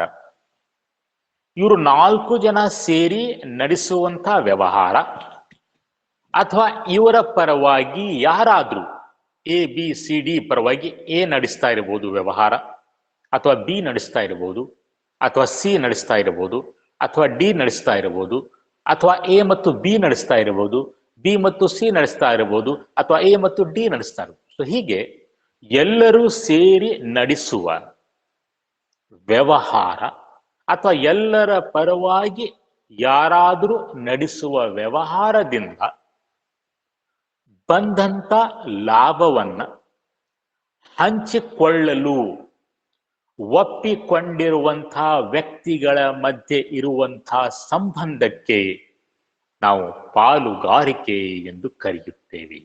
ಹಾಗಾದ್ರೆ ಎ ಬಿ ಸಿ ಡಿ ಇವರು 4 ಜನರ ನಡುವೆ ಏನು ಸಂಬಂಧ ಇದೆಯಲ್ಲ, ವ್ಯಾವಹಾರಿಕ ಸಂಬಂಧ, ಸೊ ಆ ಸಂಬಂಧಕ್ಕೆ ನಾವು ಪಾಲುಗಾರಿಕೆ ಅಂತ ಕರಿತೀವಿ.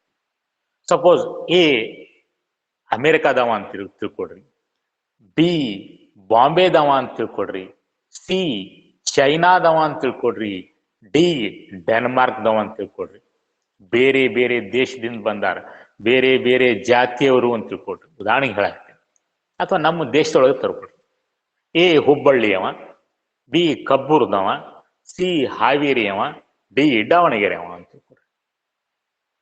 A Muslim, B Hindu, C Christian, D ಮತ್ತೊಬ್ಬ ಯಾವ್ದು ಜಾತಿಗೆ ಸೇರಿದವ ಅಂತ ತಿಳ್ಕೊಡ್ರಿ. ಜಾತಿ ಬೇರೆ, ಧರ್ಮ ಬೇರೆ, ಊರು ಬೇರೆ, ವಯಸ್ಸು ಬೇರೆ, ಎಲ್ಲವೂ ಭಿನ್ನವಾಗಿದ್ದಾವೆ. ಯಾರು ಅವ್ರು ಎಲ್ಲರೂ ಸೇರಿ ಅಥವಾ ಎಲ್ಲರ ಪರವಾಗಿ ಯಾರಾದರೂ ಒಬ್ರು ನಡೆಸುವಂತ ವ್ಯವಹಾರದಿಂದ ಬಂದಂತ ಲಾಭವನ್ನ ತಮ್ಮ ಮೊಳಗೆ ಹಂಚಿಕೊಳ್ಳಲಿಕ್ಕೆ ಒಪ್ಪಿದ್ದಾರೆ. ಅಂದ್ರೆ ಎ ಬಿ ಸಿ ಡಿ ನಡುವೆ ಏನೋ ಒಂದು ಸಂಬಂಧ ಇದೆಯಲ್ಲ, ವ್ಯಾವಹಾರಿಕ ಸಂಬಂಧ, ಆ ಸಂಬಂಧಕ್ಕೆ ನಾವೇನು ಕರಿತೀವಿ ಪಾಲುಗಾರಿಕೆ ಅಂತ ಕರಿತೀವಿ. Okay, so this is. ಆಮೇಲೆ ಮತ್ತು persons who have entered into partnership, ಯಾರು ಇಂಥ ಪಾಲುಗಾರಿಕೆಯಲ್ಲಿ ಪ್ರವೇಶ ಮಾಡಿರ್ತಾರಲ್ಲ, ABCD ಇವ್ರು 4 ಜನ ಪ್ರವೇಶ ಮಾಡಿದ್ದಾರೆ ಪಾಲುಗಾರಿಕೆಗಳು. Persons who have entered into partnership, ಪಾಲುಗಾರಿಕೆಯಲ್ಲಿ ಯಾರು ಪ್ರವೇಶ ಮಾಡಿದ್ದಾರೆ, ಯಾರು ದಾಖಲಾಗಿದ್ದಾರೆ ಪಾಲುಗಾರಿಕೆಯಲ್ಲಿ ವಿತ್ ಒನ್ ಅನದರ್. ABCD 4 ಜನ ಏನು ಪಾಲುಗಾರಿಕೆಯಲ್ಲಿ ಪ್ರವೇಶವನ್ನು ಮಾಡಿದಾರಲ್ಲ ಅವರಿಗೆ ನಾವು ವೈಯಕ್ತಿಕವಾಗಿ ಏನಂತ ಕರಿತೀವಿ, ಪಾರ್ಟ್ನರ್ ಅಂತ ಕರಿತೀವಿ. ಪಾಲುದಾರರು ಅಥವಾ ಪಾಲುಗಾರರು ಅಥವಾ ಪಾಲುಗಾರ ಅಂತ ಕರಿತೀವಿ. ಬಟ್ ಕಲೆಕ್ಟಿವ್ಲಿ ಕಾಲ್ಡ್ ಫರ್ಮ್, ವೈಯಕ್ತಿಕವಾಗಿ ನಾವು ಅವರಿಗೆ ಪಾಲುದಾರ ಅಥವಾ ಪಾಲುಗಾರ ಅಂತ ಕರೆದ್ರೆ, ಪಾಲುಗಾರರು ಅಥವಾ ಪಾಲುದಾರರು ಅಂತ ಕರೆದ್ರೆ, ಅವ್ರು ಎಲ್ಲರನ್ನ ಸೇರಿ ಒಟ್ಟಾಗಿ ನಾವು ಏನ್ ಕರಿತೀವಿ, ಅವ್ರಿಗೆ ಸಂಸ್ಥೆ ಅಂತ ಕರಿತೀವಿ. ABCD 4 ಜನ ಸೇರ್ಕೊಂಡು ಏನು ಪಾಲುಗಾರಿಕೆಯನ್ನ ರಚನೆ ಮಾಡಿದಾರಲ್ಲ ಅವರನ್ನ ಒಟ್ಟಾರೆ ಸೇರಿಸಿ ನಾವು ಸಂಸ್ಥೆ ಅಂತ ಕರಿತೀವಿ. ವೈಯಕ್ತಿಕವಾಗಿ ಪಾಲುದಾರರು ಅಂತ ಕರಿತೀವಿ. Okay, then a partnership firm has no legal entity. One thing we have to remember, according to Partnership Act 1932, there is no separate legal entity for the partners. ಪಾಲುದಾರರಿಂದ ಭಿನ್ನವಾದಂಥ ಅಸ್ತಿತ್ವವನ್ನ ಹೊಂದಿರುವುದಿಲ್ಲ. ನಾವು ಅಕೌಂಟಿಂಗ್ ಒಳಗೆ ಒಂದು ಪರಿಕಲ್ಪನೆಯನ್ನ ಕಲ್ತೀವಿ, ಏನು ಬಿಸ್ನೆಸ್ ಎಂಟಿಟಿ ಕಾನ್ಸೆಪ್ಟ್. ಅದು ಲೆಕ್ಕ ಬರೆಯೋ ಸಲುವಾಗಿ, ಅದು ಬೇರೆ ಇದು ಬೇರೆ ಅಂತ ಕನ್ಫ್ಯೂಷನ್ ಮಾಡ್ಕೋಬೇಡ್ರಿ. ಲೆಕ್ಕ ಬರೆಯುವಾಗ ಓನರ್ ಬೇರೆ, ಓನರಿನ ಬಿಸ್ನೆಸ್ ಬೇರೆ. ನಾವು ಬಿಸ್ನೆಸ್ ಲೆಕ್ಕದ ಪುಸ್ತಕದಲ್ಲಿ ಟ್ರಾನ್ಸಾಕ್ಷನ್ಸ್ ಗಳನ್ನ ರೆಕಾರ್ಡ್ ಮಾಡ್ತೀವಿ. ನಾವು ಇಲ್ಲಿ ಕಲಿತಾ ಇರೋದು ಪಾಲುಗಾರಿಕೆಯ ಸ್ವರೂಪ. 1932 ಪಾಲುಗಾರಿಕಾ ಕಾಯ್ದೆಯ ಪ್ರಕಾರ ಪಾಲುಗಾರಿಕೆ ಅಂದ್ರೆ ಏನು, ಅದರ ಸ್ವರೂಪವನ್ನ ನಾವು ಕಲಿತಾ ಇದ್ದೀವಿ. ಸೊ ಆ ಕಾಯ್ದೆಯ ಪ್ರಕಾರ, ಆ ಕಾಯ್ದೆ ಏನ್ ಹೇಳ್ತಾ ಇದ್ದೀರಪ್ಪ ಅಂತಂದ್ರೆ, ಪಾಲುಗಾರಿಕೆ ಮತ್ತು ಪಾಲುದಾರರು ಅಥವಾ ಪಾಲುಗಾರಿಕಾ ಸಂಸ್ಥೆ ಮತ್ತು ಅದರ ಪಾಲುದಾರರ ನಡುವೆ ವ್ಯತ್ಯಾಸ ಇಲ್ಲ. ಪಾಲುಗಾರಿಕಾ ಸಂಸ್ಥೆಯು ತನ್ನದೇ ಆದಂತಹ ಪ್ರತ್ಯೇಕವಾದಂತಹ ಅಸ್ತಿತ್ವವನ್ನು ಹೊಂದಿರುವುದಿಲ್ಲ. A partnership firm has no separate legal entity apart from the partners constituting it. ಯಾರು ಪಾಲುದಾರರು ಸೇರಿ ಈ ಒಂದು ಸಂಸ್ಥೆಯನ್ನ ರಚನೆಯನ್ನು ಮಾಡಿದಾರಲ್ಲ ಆ ಸಂಸ್ಥೆಗೆ ಪ್ರತ್ಯೇಕವಾದಂತಹ ಕಾಯ್ದೆಬದ್ಧ ಅಸ್ತಿತ್ವ ಇರುವುದಿಲ್ಲ ಅಂತ ಹೇಳಿ 1932 ಪಾಲುಗಾರಿಕಾ ಕಾಯ್ದೆ ಹೇಳ್ತಾ ಇದೆ. ಮತ್ತೊಮ್ಮೆ ನಿಮ್ಗೆ ರಿಮೈಂಡ್ ಮಾಡಿಸ್ತಾ ಇದ್ದೀನಿ, ಇದು ಕಾಯ್ದೆಯ ಪ್ರಕಾರ ಪಾಲುಗಾರಿಕೆಯ ಸ್ವರೂಪ. ಕಾಯ್ದೆಯ ಪ್ರಕಾರ ಪಾಲುದಾರರು ಮತ್ತು ಪಾಲುಗಾರಿಕಾ ಸಂಸ್ಥೆಯ ಮಧ್ಯೆ ಯಾವುದೇ ವ್ಯತ್ಯಾಸ ಇರೋದಿಲ್ಲ, ಅಥವಾ ಪಾಲುಗಾರಿಕಾ ಸಂಸ್ಥೆಗೆ ಪ್ರತ್ಯೇಕವಾದಂತಹ ಅಸ್ತಿತ್ವ ಇರೋದಿಲ್ಲ. ಓಕೆ, ಆದ್ರೆ ಅಕೌಂಟಿಂಗ್ ಒಳಗೆ ಹಾಗಲ್ಲ. ಅಕೌಂಟಿಂಗ್ ಒಳಗೆ ಟ್ರಾನ್ಸಾಕ್ಷನ್ಸ್ ಅನ್ನ ರೆಕಾರ್ಡ್ ಮಾಡುವಾಗ ಪಾಲುದಾರರೇ ಬೇರೆ, ಪಾಲುಗಾರಿಕಾ ಸಂಸ್ಥೆನ ಬೇರೆ ಅಂತ ತಿಳ್ಕೊಂಡು ಪಾಲುಗಾರಿಕಾ ಸಂಸ್ಥೆಯ ಲೆಕ್ಕದ ಪುಸ್ತಕದಲ್ಲಿ ನಾವು ಟ್ರಾನ್ಸಾಕ್ಷನ್ಸ್ ಗಳನ್ನ ರೆಕಾರ್ಡ್ ಮಾಡ್ತೀವಿ. ಈ ಪಾಯಿಂಟ್ ಅನ್ನ ನೆನಪಿಟ್ಕೋಬೇಕು. Second, features of partnership. ಇದು ಏನು ಸ್ಕ್ರೀನ್ ಕಾಣ್ತಾ ಇದೆ ಅಂತ ತಿಳ್ಕೊಂಡಿದ್ದೀನಿ. ಅಕಸ್ಮಾತ್ ಬ್ಲ್ಯಾಂಕ್ ಆಗಿತ್ತು ಅಂತಂದ್ರೆ ನೀವು ನನಗೆ ತಿಳಿಸ್ಬೇಕು. ಓಕೆ, ಈಗ ಫೀಚರ್ಸ್ ಆಫ್ ಪಾರ್ಟ್ನರ್ಶಿಪ್, ಪಾಲುಗಾರಿಕೆಯ ಲಕ್ಷಣಗಳು. ಇದರ ಬಗ್ಗೆ ನಿಮಗೆ 1 ಅಥವಾ 2 ಮಾರ್ಕ್ಸಿನ ಪ್ರಶ್ನೆಯನ್ನು ಕೇಳಬಹುದು. Right any 2 features of partnership. Yes, ಹೇಳುವ. ಕಾಣಿಸ್ತಾ ಇಲ್ಲ? ಇಲ್ಲ ಸರ್, ಕಾಣಿಸ್ತಾ ಇಲ್ಲ. ಬಟ್ಟ ಬರ್ತಾ ಇಲ್ಲ. ಹಲೋ, ಫಸ್ಟ್ನೇ ಅರ್ಥ ಬಂತ್ರಿ. ಈಗ ಬಂದಿಲ್ಲ, ತಡೆಯುವ ನೋಡ್ತಾ.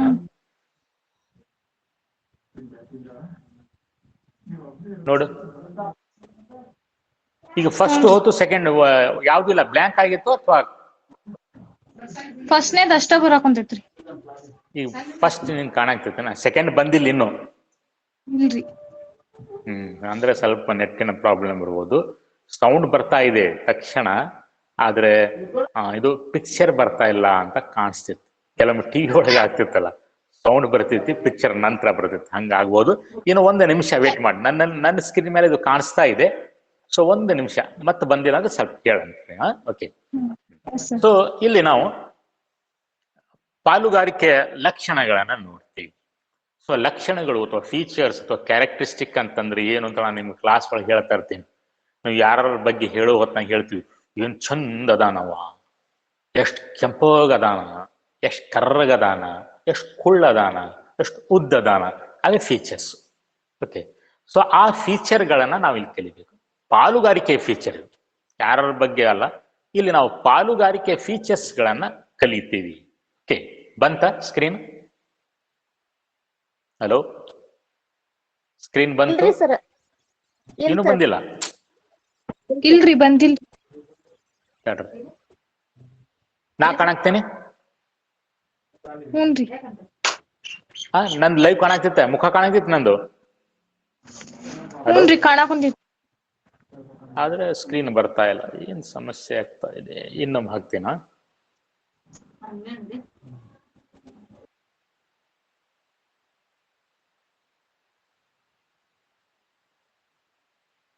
ಈಗ ನೋಡ್ರಿ. ಹ್ಞೂನ್ರಿ ಸರ್, ಈಗ ಬಂತ. ಬಂತ. ಫೀಚರ್ಸ್ ಆಫ್ ಏನೋ ಒಂದು ಸಮಸ್ಯೆ ಇರ್ಬೋದು, ಅವ್ರಿಗೆ ನಾವು ಟೆಕ್ನಿಕಲ್ ಟೀಮ್ಗೆ ಫೋನ್ ಮಾಡಿ ಅದನ್ನ ಕೇಳ್ತೀನಿ ಇವತ್ತ. ಓಕೆ, ಫೀಚರ್ಸ್ ಆಫ್ ಪಾರ್ಟ್ನರ್ಶಿಪ್, ಪಾಲುಗಾರಿಕೆಯ ಲಕ್ಷಣಗಳು. ಮೊದಲನೇ ಲಕ್ಷಣ. ಸೊ ಪ್ರಶ್ನೆ ಏನ್ ಕೇಳ್ಬೋದು? ನಾ ಹೇಳಿದ್ದೆ 1 ಮಾರ್ಕ್ ಅಥವಾ 2 ಮಾರ್ಕ್ ಪ್ರಶ್ನೆಗಳನ್ನ ಕೇಳ್ಬೋದು. Write any 2 features of partnership ಅಂತ ಕೇಳ್ಬೋದು, ಅಥವಾ 1 ಮಾರ್ಕಿಂದು what is the minimum number of partners to form a partnership firm ಅಂತ ಕೇಳ್ಬೋದು. ಪಾಲುಗಾರಿಕೆಯನ್ನ ರಚನೆ ಮಾಡಬೇಕಾದ್ರೆ ಕನಿಷ್ಠ ಎಷ್ಟು ಜನ ಬೇಕು ಅಂತ ಹೇಳಿ ಈ ತರ ಪ್ರಶ್ನೆಗಳನ್ನ ಕೇಳ್ಬೋದು. ಓಕೆ. ಸೊ 1 ಮಾರ್ಕ್ ಅಥವಾ 2 ಮಾರ್ಕ್ ಪ್ರಶ್ನೆಗಳು ಬರುವಂತ ಚಾನ್ಸ್ ಇರ್ತವೆ. ಬಹಳಷ್ಟು ಅದಾವ ಫೀಚರ್ಸ್, ನಾನು 6 ಮಾತ್ರ ಅಲ್ಲಿ ತಗೊಂಡಿದ್ದೀನಿ. ಸೊ ಮೊದಲನೇ ಫೀಚರ್ ಏನ್ರಪ್ಪ ಅಂತಂದ್ರೆ, ನೀವು ಪಾಲುಗಾರಿಕೆಯನ್ನ ರಚನೆ ಮಾಡಬೇಕಾದ್ರೆ ಕನಿಷ್ಠ 2 ಅಥವಾ 2ಕ್ಕಿಂತ ಹೆಚ್ಚು ವ್ಯಕ್ತಿಗಳು ಬೇಕೇ ಬೇಕು. ಒಬ್ಬರ ಪಾಲುಗಾರಿಕೆಯನ್ನ ಮಾಡ್ಕೊಳ್ಳಿಕ್ಕೆ ಬರೋದಿಲ್ಲ. There must be minimum 2 persons. There must be minimum 2 person to form a partnership. ಅಂದ್ರೆ ಮ್ಯಾಕ್ಸಿಮಮ್ ಎಷ್ಟು? ಹಿಂದ ಬ್ಯಾಂಕಿಂಗ್ ವ್ಯವಹಾರಕ್ಕಾಗಿ ಪಾಲುಗಾರಿಕೆಯನ್ನ ಮಾಡಿಕೊಂಡ್ರೆ 10 ಜನ ಮ್ಯಾಕ್ಸಿಮಮ್. ಇತರೆ ವ್ಯವಹಾರಕ್ಕಾಗಿ ಪಾಲುಗಾರಿಕೆಯನ್ನ ರಚನೆ ಮಾಡಿಕೊಂಡ್ರೆ 50 ಜನ ಇರಬೇಕು ಅಂತ ನಿಯಮ ಇತ್ತು. ಈಗ ಅದನ್ನ ತಿದ್ದುಪಡಿ ಮಾಡಿ 50 ಮಾಡಿದ್ದಾರೆ. ಮ್ಯಾಕ್ಸಿಮಮ್ 50 ಮಾಡಿದ್ದಾರೆ. ಮಿನಿಮಮ್ 2, ಮ್ಯಾಕ್ಸಿಮಮ್ 10 ಅಥವಾ 20 ಹಿಂದಿಂದು ಮಾಹಿತಿ. ಈಗ ಸದ್ಯ ಏನ್ ಮಾಡಿದಾರ? 50 ಮಾಡಿದಾರ. ಎರಡನೇದ್ದು, there must be an agreement. ಪಾಲುಗಾರಿಕೆಯನ್ನ ರಚನೆ ಮಾಡಬೇಕಾದ್ರೆ ಒಂದು ಒಪ್ಪಂದ ಮಾಡಿಕೊಳ್ಳೇಬೇಕು. ಆ ವ್ಯಕ್ತಿಗಳು ತಮ್ಮೊಳಗೆ ಪಾಲುಗಾರಿಕೆಯ ಒಪ್ಪಂದವನ್ನ ಮಾಡಿಕೊಳ್ಳೇಬೇಕು. ಆಮೇಲೆ ಆ ಒಪ್ಪಂದವು ಮೌಖಿಕವಾಗಿರಬಹುದು ಅಥವಾ ಲಿಖಿತ ರೂಪದಲ್ಲಿ ಇರಬಹುದು. ಅದನ್ನ ಕಡ್ಡಾಯವಾಗಿ ಲಿಖಿತ ರೂಪದಲ್ಲಿಯೇ ಇರಬೇಕು ಅಂಥೇಳಿ ನಿಯಮ ಹೇಳುವುದಿಲ್ಲ. ನೀವು ಜಸ್ಟ್ ಮಾತಿನ ಮೂಲಕ, ಉದಾಹರಣೆಗೆ ಎ ಮತ್ತು ಬಿ ಇಬ್ರು ಸೇರ್ಕೊಂಡು, ನಾ 1 ಲಕ್ಷ ರೂಪಾಯಿ ಹಾಕ್ತೀನಿ, ನೀ 1 ಲಕ್ಷ ರೂಪಾಯಿ ಹಾಕಪ್ಪ, 2 ಲಕ್ಷ ರೂಪಾಯಿ ಬಂಡವಾಳ ಆಗ್ತೈತಿ, ಅದನ್ನ ತಗೊಂಡು ನಾವು ಕಿರಾಣಿ ಅಂಗಡಿ ಪ್ರಾರಂಭ ಮಾಡೋಣ, ಬಂದಂತ ಲಾಭ ಮತ್ತು ನಷ್ಟ ನಾವು ನೀವು 50-50% ಹಂಚ್ಕೊಳ್ಳೋಣ ಅಂಥೇಳಿ ಮಾತಿನ ಮೂಲಕ ಎಕ್ಸ್ಪ್ರೆಸ್ ಮಾಡಿ, ಬಹಿರಂಗ ಮಾಡಿ, ಇಬ್ರು ಒಪ್ಕೊಂಡು ಮಾತಿನ ಪ್ರಕಾರ ದುಡ್ಡು ಹಾಕಿ ವ್ಯವಹಾರವನ್ನು ಪ್ರಾರಂಭ ಮಾಡಿದ್ರು ಅಂತಂದ್ರೆ ಅವ್ರ ಇಬ್ಬರ ನಡುವೆ ಮೌಖಿಕ ಅಗ್ರಿಮೆಂಟ್ ಅಥವಾ ಒಪ್ಪಂದ ಆಯಿತು ಅಂತ ಹೇಳಿ ಅದನ್ನ ಬರೀಲೇಬೇಕಂತ ಹೇಳಿ ಇಲ್ಲ. Okay. So there must be an agreement. So ಇದ್ರ ಬಗ್ಗೆ ಏನು ಸ್ವಲ್ಪ ಡೀಟೇಲ್ ಆಗಿ ನಾವು ಮುಂದೆ ಕಲಿತೀವಿ. ಪಾರ್ಟ್ನರ್ಶಿಪ್ ಡೀಡ್ ಅಂತ ಹೇಳಿ ಅಲ್ಲಿ ಹೇಳ್ತೀನಿ. ಓಕೆ, ಇಷ್ಟು ಸಾಕಿಲ್ಲ. ಆಮೇಲೆ ಮೂರನೇದು, ಪಾಲುಗಾರಿಕೆಯು ವ್ಯವಹಾರ ನಡೆಸುವ ಸಲುವಾಗಿ ಮಾಡಿಕೊಂಡಿರಬೇಕು. Agreement should be to carry on some business. Partnership agreement should be to carry on some business. ಯಾವುದೇ ಒಂದು ಕಾಯ್ದೆಬದ್ಧ ವ್ಯವಹಾರವನ್ನ ಮಾಡಿಕೊಳ್ಳುವ ಸಲುವಾಗಿ ಪಾಲುಗಾರಿಕಾ ಒಪ್ಪಂದ ಮಾಡ್ಕೊಂಡಿರ್ಬೇಕು. ಸಪೋಸ್ ಎ ಮತ್ತು ಬಿ ಇಬ್ರು ಒಪ್ಪಂದವನ್ನು ಮಾಡಿಕೊಂಡ್ರು. ಇದರ ಸಲುವಾಗಿ ಡೈಲಿ ರಾತ್ರಿ ಕಳ್ಳತನ ಮಾಡೋಣ, ಕಳ್ಳತನ ಮಾಡ್ಕೊಂಡು ಬಂದು ಅವುಗಳನ್ನ ಮಾರಾಟ ಮಾಡಿ ಬಂದಿದ್ದ ದುಡ್ಡನ್ನ 50-50% ಹಂಚ್ಕೊಳ್ಳೋಣ. ಆವಾಗ ನಾವು ಅದಕ್ಕೆ ಪಾಲುಗಾರಿಕೆ ಅಂತ ಕರೆಯೋದಿಲ್ಲ. ಯಾಕಂದ್ರೆ ಅವರು ಒಪ್ಪಂದ ಮಾಡ್ಕೊಂಡಿರೋದ್ರು ಇಲ್ಲೀಗಲ್ ಆಕ್ಟಿವಿಟಿ ಸಲುವಾಗಿ, ಅದಲ್ಲ ಕಾಯ್ದೆ ಬಾಹಿರ ಚಟುವಟಿಕೆ. ಅದಕ್ಕೆ ನಾವು ಪಾಲುಗಾರಿಕೆ ಅಂತ ಕರೀಲಿಕ್ಕೆ ಬರೋದಿಲ್ಲ. ಪಾಲುಗಾರಿಕೆ ಅಂತ ಕರಿಬೇಕಾದ್ರೆ ವ್ಯವಹಾರ ನಡೆಸುವ ಸಲುವಾಗಿ ಅಗ್ರಿಮೆಂಟ್ ಮಾಡ್ಕೋಬೇಕು. ಅದು ಎಂತ ವ್ಯವಹಾರ? ಕಾಯ್ದೆಬದ್ಧ ವ್ಯವಹಾರ. ಕಾಯ್ದೆಬದ್ಧ ವ್ಯವಹಾರ ನಡೆಸೋ ಸಲುವಾಗಿ ವ್ಯಕ್ತಿಗಳು ತಮ್ಮೊಳಗೆ ಒಂದು ಒಪ್ಪಂದವನ್ನ ಮಾಡ್ಕೊಂಡ್ರೆ ಮಾತ್ರ ನಾವು ಅದಕ್ಕೆ ಪಾಲುಗಾರಿಕೆ ಅಂತ ಕರಿತೀವಿ. ಆಮೇಲೆ mutual agency. There must be mutual agency. Business may carried on by all the partners or any of them acting for all ಅಂತೇಳಿ ನಾವು ಡೆಫಿನೇಷನ್ ಒಳಗೆ ನೋಡಿದ್ದೀವಿ. ಕಾಯ್ದೆಯ ಪ್ರಕಾರ ಪಾಲುಗಾರಿಕೆಯ ವ್ಯವಹಾರವನ್ನ ಎಲ್ಲಾ ಪಾಲುದಾರರು ಸೇರ್ಕೊಂಡು ನಡೆಸಬಹುದು ಅಥವಾ ಎಲ್ಲರ ಪರವಾಗಿ ಯಾರಾದ್ರೂ ನಡೆಸಬಹುದು. ಪಾಲುಗಾರಿಕೆಯಲ್ಲಿ ಇರುವಂತಹ ಪ್ರತಿಯೊಬ್ಬ ಪಾಲುದಾರ ವ್ಯವಹಾರದಲ್ಲಿ ಭಾಗವಹಿಸುವಂತ ಒಂದು ಹಕ್ಕನ್ನ ಹೊಂದಿರುತ್ತಾನೆ. Each partner carrying on the business is the principal as well as the agent for all other partners.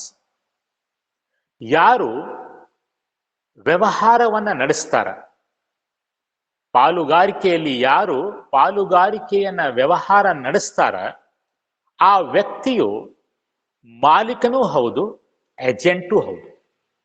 ಆ ಸಂಸ್ಥೆಯ ಮಾಲೀಕನೂ ಹೌದು, ಪ್ರಿನ್ಸಿಪಾಲು ಹೌದು, ಆ ಸಂಸ್ಥೆಯ ಏಜೆಂಟೂ ಹೌದು. ಹಾಗಂದ್ರೆ ಏನು? ಸಪೋಸ್ ABCD 4 ಜನ ಅದಾರ. ಏನೋ ಒಂದು ಡೀಲಿಂಗ್ ಮಾಡೋ ಸಲುವಾಗಿ ಎ ಹೋದ್ರೆ ಸಾಕು, ಎ ಅಷ್ಟೇ ಹೋದ್ರೆ ಸಾಕು. ಅಲ್ಲಿ ಎ ಮತ್ತು BCD ಎಲ್ಲದಾರಪ್ಪ ಅಂತ ಕೇಳಿಕ್ ಬರೋದಿಲ್ಲ. Because A is the principal of that business. ಅವನು ಒಬ್ಬನ ಬೇಕಾದ್ರೆ ಅಲ್ಲಿ ಒಪ್ಪಂದವನ್ನ ಮಾಡ್ಕೋಬಹುದು. ಇತರೆ ವ್ಯವಹಾರಿಕ ಸಂಸ್ಥೆಗಳ ಜೊತೆಗೆ ಡೀಲಿಂಗ್ ಮಾಡ್ಕೊಂಡು ಬರಬಹುದು, ಒಪ್ಪಂದವನ್ನ ಮಾಡ್ಕೊಂಡು ಬರಬಹುದು.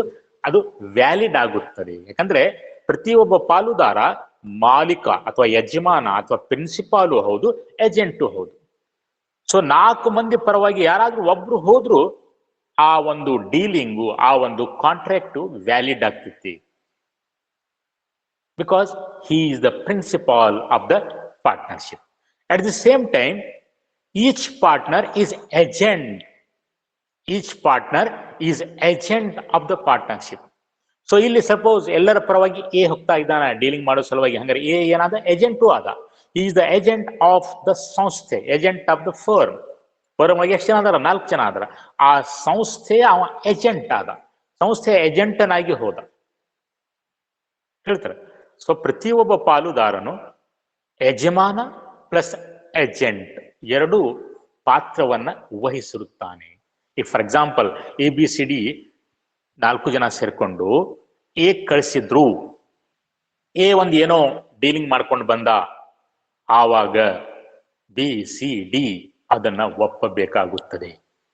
ಅವನು ಏನು ಅಲ್ಲಿ ಒಂದು ಡೀಲಿಂಗ್ ಮಾಡ್ಕೊಂಡು ಬಂದನ, ಅವರು ಅದಕ್ಕೆ ತಲೆ ಬಾಗಿಸ್ಬೇಕಾಗ್ತದೆ. ನೀ ಮಾಡ್ಕೊಂಡು ಬಂದಿ, ನೀ ನೋಡ್ಕೊ ಅಂತ ಹೇಳಿಕ್ ಬರೋದಿಲ್ಲ. Because all the partners, every partner is the principal as well as agent. ಇಲ್ಲಿ ಹೇಗೆ ನಾವು ನಮ್ಮ ಏಜೆಂಟ್ ಅಂತ ಕಳಿಸ್ತಾ ಇದೀವೋ, ನಮ್ಮ ಪ್ರತಿನಿಧಿಯಾಗಿ ಹೋಗ್ತಾ ಇದ್ದಾನ, ಏನೋ ಒಂದು ವ್ಯವಹಾರವನ್ನು ಮಾಡ್ಕೊಂಡು ಬಂದಿದ್ದಾನ. ಬಂದ ನಂತರ ಅವ ಏಜೆಂಟ್ ಆಗಿ ಹೋಗಿ ಬೇರೆ ವ್ಯವಹಾರಿಕ ಸಂಸ್ಥೆಯ ಜೊತೆಗೆ ಒಂದು ಡೀಲಿಂಗ್ ಅನ್ನ ಮಾಡ್ಕೊಂಡು ಬಂದ್ರೆ, ಅವನ ಜೊತೆಗೆ ನಾವು 3 ಜನ ಹೋಗಿಲ್ಲ, ನಾವು ಇಲ್ಲೇ ಕೂತ್ಕೊಂಡಿವಿ, ನಾವು ಸಹ ಜವಾಬ್ದಾರ. ಈ ರೀತಿಯಾಗಿ ಪ್ರತಿಯೊಬ್ಬ ಪಾಲುದಾರನು ಪ್ರಿನ್ಸಿಪಾಲು ಹೌದು ಮತ್ತು ಏಜೆಂಟ್ ಹೌದು. ಸೊ ಅದಕ್ಕೆ ಮ್ಯೂಚುವಲ್ ಏಜೆನ್ಸಿ ಅಂತ ಕರಿತೀವಿ. If there is no mutual agency among the persons, there can not be partnership. ಪಾಲುಗಾರಿಕೆಯನ್ನ ನೀವು ಟೆಸ್ಟ್ ಮಾಡಬೇಕಾದ್ರೆ, ಇದು ಹೌದೋ ಅಲ್ಲ, ಪಾಲುಗಾರಿಕೆ ಹೌದೋ ಅಲ್ಲ ಅಂತ ಟೆಸ್ಟ್ ಮಾಡಬೇಕಾದ್ರೆ ಅಲ್ಲಿ ಮ್ಯೂಚುವಲ್ ಏಜೆನ್ಸಿ ಇದೆಯೋ ಇಲ್ಲೋ ಅಂತ ನೋಡ್ಬೇಕು. ಪ್ರತಿಯೊಬ್ಬ ಪಾಲುದಾರ principal as well as agent ತರ ವರ್ಕ್ ಮಾಡ್ತಾ ಇದ್ದಾನೋ ಇಲ್ಲೋ ಅಂತ ನೋಡ್ಕೋಬೇಕು. ಅವಾಗ ಮಾತ್ರ ನಾವು ಪಾಲುಗಾರಿಕೆ ಇದೆ ಅಂತ ಹೇಳಿ ನಾವು ಹೇಳ್ಬೋದು, ಇಲ್ಲ ಅಂದ್ರೆ ಇಲ್ಲ. ಸೊ ಅದಕ್ಕಾಗಿ ಹೇಳ್ತಾರೆ ಏನಂತೇಳಿ, it is the acid test of the partnership. ನೀವು ಪಾಲುಗಾರಿಕೆಯನ್ನ ಟೆಸ್ಟ್ ಮಾಡ್ಬೇಕಾದ್ರೆ ಮ್ಯೂಚುವಲ್ ಏಜೆನ್ಸಿ ಇದೆಯೋ ಇಲ್ಲೋ ಅಂತ ನೋಡ್ರಿ. ಪ್ರತಿಯೊಬ್ಬ ಪಾಲುದಾರನು ಯಜಮಾನನೂ ಆಗಿರ್ಬೇಕು ಮತ್ತು ಸಂಸ್ಥೆಯ ಏಜೆಂಟನಾಗಿರ್ಬೇಕು. ಅವಾಗ ಮಾತ್ರ ಅಲ್ಲಿ ಪಾಲುಗಾರಿಕೆಯು ಅಸ್ತಿತ್ವದಲ್ಲಿ ಬರುತ್ತದೆ. ಆಮೇಲೆ sharing of profit and losses.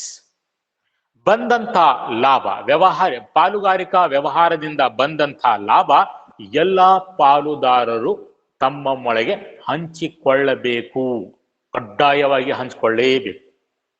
ಅರೆ ಹೇಗೆ ಹಂಚ್ಕೋಬೇಕು, ಸಮನಾಗಿ ಅಥವಾ ಹೇಗೆ, ಅದು ಅವ್ರಿಗೆ ಬಿಟ್ಟಿದ್ದು.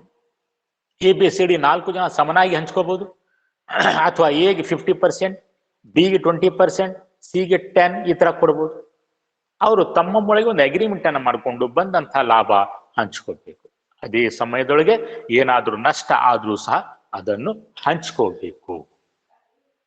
ಸೊ ಇದು ಒಂದು ಪಾಲುಗಾರಿಕೆಯ ಲಕ್ಷಣ. ಆಮೇಲೆ 6ನೇದ್ದು ಲಯಬಿಲಿಟಿ ಆಫ್ ಪಾರ್ಟ್ನರ್ಶಿಪ್. ಪಾಲುಗಾರಿಕೆ ಮತ್ ಹೋಯ್ತಾ, ಏನ್ ಕಾಣಿಸ್ತಿರ್ತಾವ ಇದು.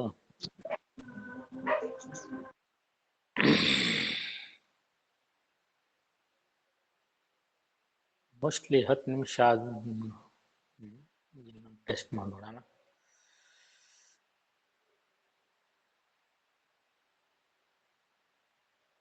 ನೋಡ್ರಿ ಬಂತು. ಓಕೆ. ಸೊ 6ನೇ ಲಕ್ಷಣ ಏನ್ರಪ್ಪ ಅಂತಂದ್ರೆ ಲಯಬಿಲಿಟಿ ಆಫ್ ಪಾರ್ಟ್ನರ್ಶಿಪ್. ಪಾಲುಗಾರಿಕೆಯಲ್ಲಿ ಪಾಲುದಾರರ ಜವಾಬ್ದಾರಿ. ಪ್ರತಿಯೊಬ್ಬ ಪಾಲುದಾರನ ಜವಾಬ್ದಾರಿಯು ಅನಿಯಮಿತವಾಗಿರುತ್ತದೆ, ಅನ್ಲಿಮಿಟೆಡ್. ಆಮೇಲೆ ಪ್ರತಿಯೊಬ್ಬ ಪಾಲುದಾರನ ಜವಾಬ್ದಾರಿಯು ಜಂಟಿ ಮತ್ತು ವೈಯಕ್ತಿಕವಾಗಿರುತ್ತದೆ.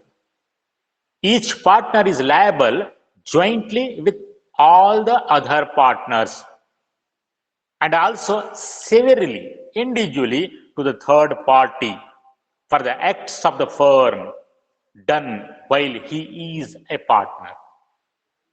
And also his liability is unlimited. ಪ್ರತಿಯೊಬ್ಬ ಪಾಲುದಾರನ ಜವಾಬ್ದಾರಿಯು ಅನಿಯಮಿತವಾಗಿರುತ್ತದೆ. ABCD 4 ಜನ ಪಾರ್ಟ್ನರ್ಸ್, ಪ್ರತಿಯೊಬ್ಬರು 1 ಲಕ್ಷ ರೂಪಾಯಿ ಬಂಡವಾಳವನ್ನು ಹಾಕ್ಯಾರ. 8-10 ವರ್ಷದಿಂದ ಪಾಲುಗಾರಿಕೆಯನ್ನು ನಡೆಸ್ತಾ ಇದ್ದಾರೆ. ಬರೀ ಲಾಸ್ ಆಗ್ತಾ ಇದೆ. ಸಂಸ್ಥೆಯನ್ನ ಮುಚ್ಚುತ್ತಾ ಇದ್ದಾರೆ.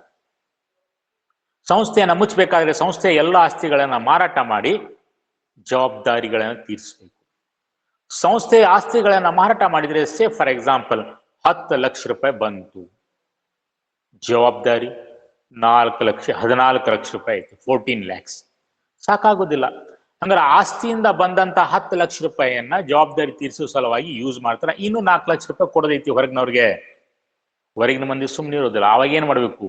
ಆವಾಗ ಪ್ರತಿಯೊಬ್ಬ ಪಾಲುದಾರನು ತನ್ನ ವೈಯಕ್ತಿಕ ಆಸ್ತಿಗಳನ್ನ ಮಾರಾಟ ಮಾಡಿ ಆದ್ರೂ ಆ ದುಡ್ಡನ್ನ ಪಾವತಿ ಮಾಡಬೇಕಾಗುತ್ತೆ. ಆವಾಗ ABCD 4 ಜನ, ಸಪೋಸ್ ಇಬ್ರು ಈಕ್ವಲ್, 4 ಜನ ಈಕ್ವಲ್ ಪಾರ್ಟ್ನರ್ಸ್ ಅಂತ ತಿಳ್ಕೊಡ್ರಿ. ಆ 4 ಲಕ್ಷ ರೂಪಾಯಿಯನ್ನ ಅವರು ತಮ್ಮ ಮನೆಯಿಂದ ತರಬೇಕು, ತಮ್ಮ ವೈಯಕ್ತಿಕ ಆಸ್ತಿಯಿಂದ ತರಬೇಕು. ಪ್ರತಿಯೊಬ್ಬರು 1 ಲಕ್ಷ ರೂಪಾಯಿ ತಂದು ಅದನ್ನ ಪೇ ಮಾಡಬೇಕು. ಸೊ ಅದಕ್ಕೆ ನಾವು ಅನ್ಲಿಮಿಟೆಡ್ ಲಯಬಿಲಿಟಿ ಅಂತ. ನೀವು ಎಷ್ಟು ಬಂಡವಾಳ ಹಾಕಿರಲ್ಲ ಅಷ್ಟಕ್ಕೆ ಮಾತ್ರ ಸೀಮಿತವಾಗಿರೋದಿಲ್ಲ. ನಾವು ಕಂಪ್ನಿ ಒಳಗೆ ನೋಡಿದೀವಿ, ಕಂಪ್ನಿ ಒಳಗೆ ನೀವು ಎಷ್ಟು ಬಂಡವಾಳ ಹಾಕಿರ್ತೀರಲ್ಲ ಅಷ್ಟಕ್ಕೆ ಮಾತ್ರ ನಿಮ್ಮ ಜವಾಬ್ದಾರಿ ಸೀಮಿತವಾಗಿರುತ್ತದೆ. ಆದ್ರೆ ಪಾಲುಗಾರಿಕೆ ಒಳಗೆ ಹಾಗಲ್ಲ. ಇಲ್ಲಿ ಜವಾಬ್ದಾರಿ ಅನಿಯಮಿತವಾಗಿರುತ್ತದೆ. ಒಂದು ವೇಳೆ ಸಂಸ್ಥೆ ದಿವಾಳಿ ಆಯಿತು, ಆಸ್ತಿ ಜಾಸ್ತಿ ಮತ್ತು ಜವಾಬ್ದಾರಿಗಳು ಕಡಿಮೆ ಆದವು ಅಂತಂದ್ರೆ ಆವಾಗ ನೀವು ಬಂಡವಾಳ ಹಾಕಿದ್ದು ಹೋಯ್ತು, ಅದರ ಜೊತೆಗೆ ನಿಮ್ಮ ವೈಯಕ್ತಿಕ ಆಸ್ತಿಯೂ ಸಹ ಅದಕ್ಕಾಗಿ ಬಳಸಲಾಗುತ್ತದೆ. ಮತ್ತು ಪ್ರತಿಯೊಬ್ಬ ಪಾಲುದಾರನ ಜವಾಬ್ದಾರಿಯು ಇತರೆ ಪಾಲುದಾರರ ಜೊತೆಗೆ ಜಂಟಿಯಾಗಿರುತ್ತದೆ. ನೋಡ್ರಿ, 4 ಲಕ್ಷ ರೂಪಾಯಿನೂ ಕೊಡದೈತಿ. ಆವಾಗ ಹೇಳಿಕ್ ಬರೋದಿಲ್ಲ, ಬಿ ನೀನ ಕೊಡಪ್ಪ, ಸಿ ನೀನ ಕೊಡಪ್ಪ, ಅದು BCD ನೀವು 3 ಮಂದಿ ಸೇರ್ಕೊಡ್ರಿ, ನಾ ಕೊಡಂಗಿಲ್ಲ ಅಂತ ಹೇಳಂಗಿಲ್ಲ. ಏನು ಅಷ್ಟೇ ಜವಾಬ್ದಾರ, ಬಿನು ಅಷ್ಟೇ ಜವಾಬ್ದಾರ, ಸಿನು ಅಷ್ಟೇ ಜವಾಬ್ದಾರ, ಡಿನು ಅಷ್ಟೇ ಜವಾಬ್ದಾರ. ಇತರೆ ಪಾಲುದಾರರ ಜೊತೆಗೂಡಿ ಪ್ರತಿಯೊಬ್ಬ ಪಾಲುದಾರನ ಜವಾಬ್ದಾರಿ ಜಂಟಿಯಾಗಿರುತ್ತೆ. ಪ್ರತಿಯೊಬ್ಬ ಪಾಲುದಾರನ ಜವಾಬ್ದಾರಿಯು ಜಂಟಿಯಾಗಿರುತ್ತದೆ. And also ಸೆವೆರಿಲಿ ವೈಯಕ್ತಿಕವಾಗಿರುತ್ತದೆ. ಹಂಗಂದ್ರೆ ಏನು? ಸಪೋಸ್ ಇನ್ನು 4 ಲಕ್ಷ ರೂಪಾಯಿ ಕೊಡದೈತಿ, ABCD 4 ಜನ ಎಲ್ಲರಿಗೂ 1 ಲಕ್ಷ ರೂಪಾಯಿ ತರ್ರಪ್ಪ ಅಂತಂದ್ರೆ ಅದ್ರೊಳಗೆ A ಪೊಸಿಷನ್ ಏನಿತ್ರಪ್ಪ ಅಂತಂದ್ರೆ ಅವನು ದಿವಾಳಿ ಆಗ್ಬಿಟ್ಟಾನ. ಅವನ ಕಡೆ 1 ನಯ ಪೈಸೆ ಆಸ್ತಿ ಇಲ್ಲ, 1 ನಯ ಪೈಸೆ ಕ್ಯಾಶ್ ಇಲ್ಲ, ಯಾವುದೇ ಆಸ್ತಿ ಇಲ್ಲ, ಪೂರ್ತಿ ಪಾಪರ್ ಆಗ್ಬಿಟ್ಟಾನ ಅವನು. ಈಗ ಹಂಗಾರ ಅವನು ಎಲ್ಲಿಂದ 1 ಲಕ್ಷ ರೂಪಾಯಿ ತಂದು ಕೊಡ್ತಾನ? ಆವಾಗ BCD ಏನದಾರಲ್ಲ ಅವರು ಏನ್ ಮಾಡ್ಬೇಕ್ರಪ್ಪ ಅಂತಂದ್ರೆ ಆ A ಕೊಡುವಂತ 1 ಲಕ್ಷ ರೂಪಾಯಿ ಪ್ಲಸ್ ತಮ್ಮ ಪಾಲಿನ 1 ಲಕ್ಷ ರೂಪಾಯಿ ಸೇರಿಸಿ ಕಾಂಟ್ರಿಬ್ಯೂಟ್ ಮಾಡ್ಬೇಕು. B 1 ಲಕ್ಷ ರೂಪಾಯಿ ಪ್ಲಸ್ A ಪಾಲು 33,333 ರೂಪಾಯಿ, C ಅದೇ ತರ, D ಅದೇ ತರ. ಸಪೋಸ್ A ಮತ್ತು B ಇಬ್ರು ದಿವಾಳಿ ಆಗ್ಬಿಟ್ಟಾರ, ಹಂಗಾರ ಆ 2 ಲಕ್ಷ ರೂಪಾಯಿನ ಯಾರು ಕೊಡ್ಬೇಕು? C ಮತ್ತು D. ತಮ್ಮ ಪಾಲಿನ 1 ಲಕ್ಷ ರೂಪಾಯಿ ಪ್ಲಸ್ ಅವ್ರದ್ದು 2 ಲಕ್ಷ ರೂಪಾಯಿ ಅಂದ್ರೆ ಒಬ್ಬೊಬ್ರು 2 ಲಕ್ಷ ರೂಪಾಯಿ ಕೊಡ್ಬೇಕು. ಸಪೋಸ್ A B C 3 ಜನ ದಿವಾಳಿ ಆಗ್ಯಾರ, ಹಂಗಾರೆ ಅವ್ರು ಎಲ್ಲರ ಪರವಾಗಿ ಆ ಪೂರ್ತಿ 4 ಲಕ್ಷ ರೂಪಾಯಿ ಯಾರು ಕೊಡ್ಬೇಕಾಗ್ತೈತಿ? D ಭರಿಸಬೇಕಾಗುತ್ತದೆ. ಸೊ ಅದಕ್ಕೆ ನಂತರ ವೈಯಕ್ತಿಕ ಜವಾಬ್ದಾರಿ. ಸೊ ಹೀಗೆ ಪಾಲುದಾರರ ಜವಾಬ್ದಾರಿಯು ಅನಿಯಮಿತ, ವೈಯಕ್ತಿಕ ಮತ್ತು ಜಂಟಿಯಾಗಿರುತ್ತದೆ ಅಂತ ಹೇಳ್ತಾರೆ. Okay, so this is the features of the partnership. ಈಗ ಪಾಲುಗಾರಿಕಾ ಒಪ್ಪಂದ ಕಾಣಿಸ್ತಾ ಇದೆ ಅಂತ ತಿಳ್ಕೊಂಡಿದ್ದೀನಿ. ಓಕೆ, ಕಾಣಿಸ್ತಾ ಇದೆಯಲ್ಲ? ಕಾಣಿಸ್ತಾ ಇದೆ? ಥೋ ಏನ್ರಿ ತಡ್ರಿ ಇನ್ನೊಮ್ಮೆ ನೋಡ್ರಿ. ಈಗ ಏನ್ ಬಂತು? ಬ್ಲ್ಯಾಂಕ್ ಆಯ್ತು, ಏನಾಯ್ತು? ಕಾಣಿಸ್ತಾ ಇಲ್ಲ? ಬ್ಲ್ಯಾಂಕ್. ಈಗ ನೋಡ್ರಿ, ಬಂತ? ಫೀಚರ್ಸ್ ಆಫ್ ಪಾರ್ಟ್ನರ್ಶಿಪ್ ಬಂತ? ಇಲ್ಲ ಸರ್, ಇಲ್ಲ. ಇಲ್ರಿ. ಪಾರ್ಟ್ನರ್ಶಿಪ್ ಡೀಡ್ ಕಾಣಿಸ್ತಾ ಇದೆ? No sir. No sir.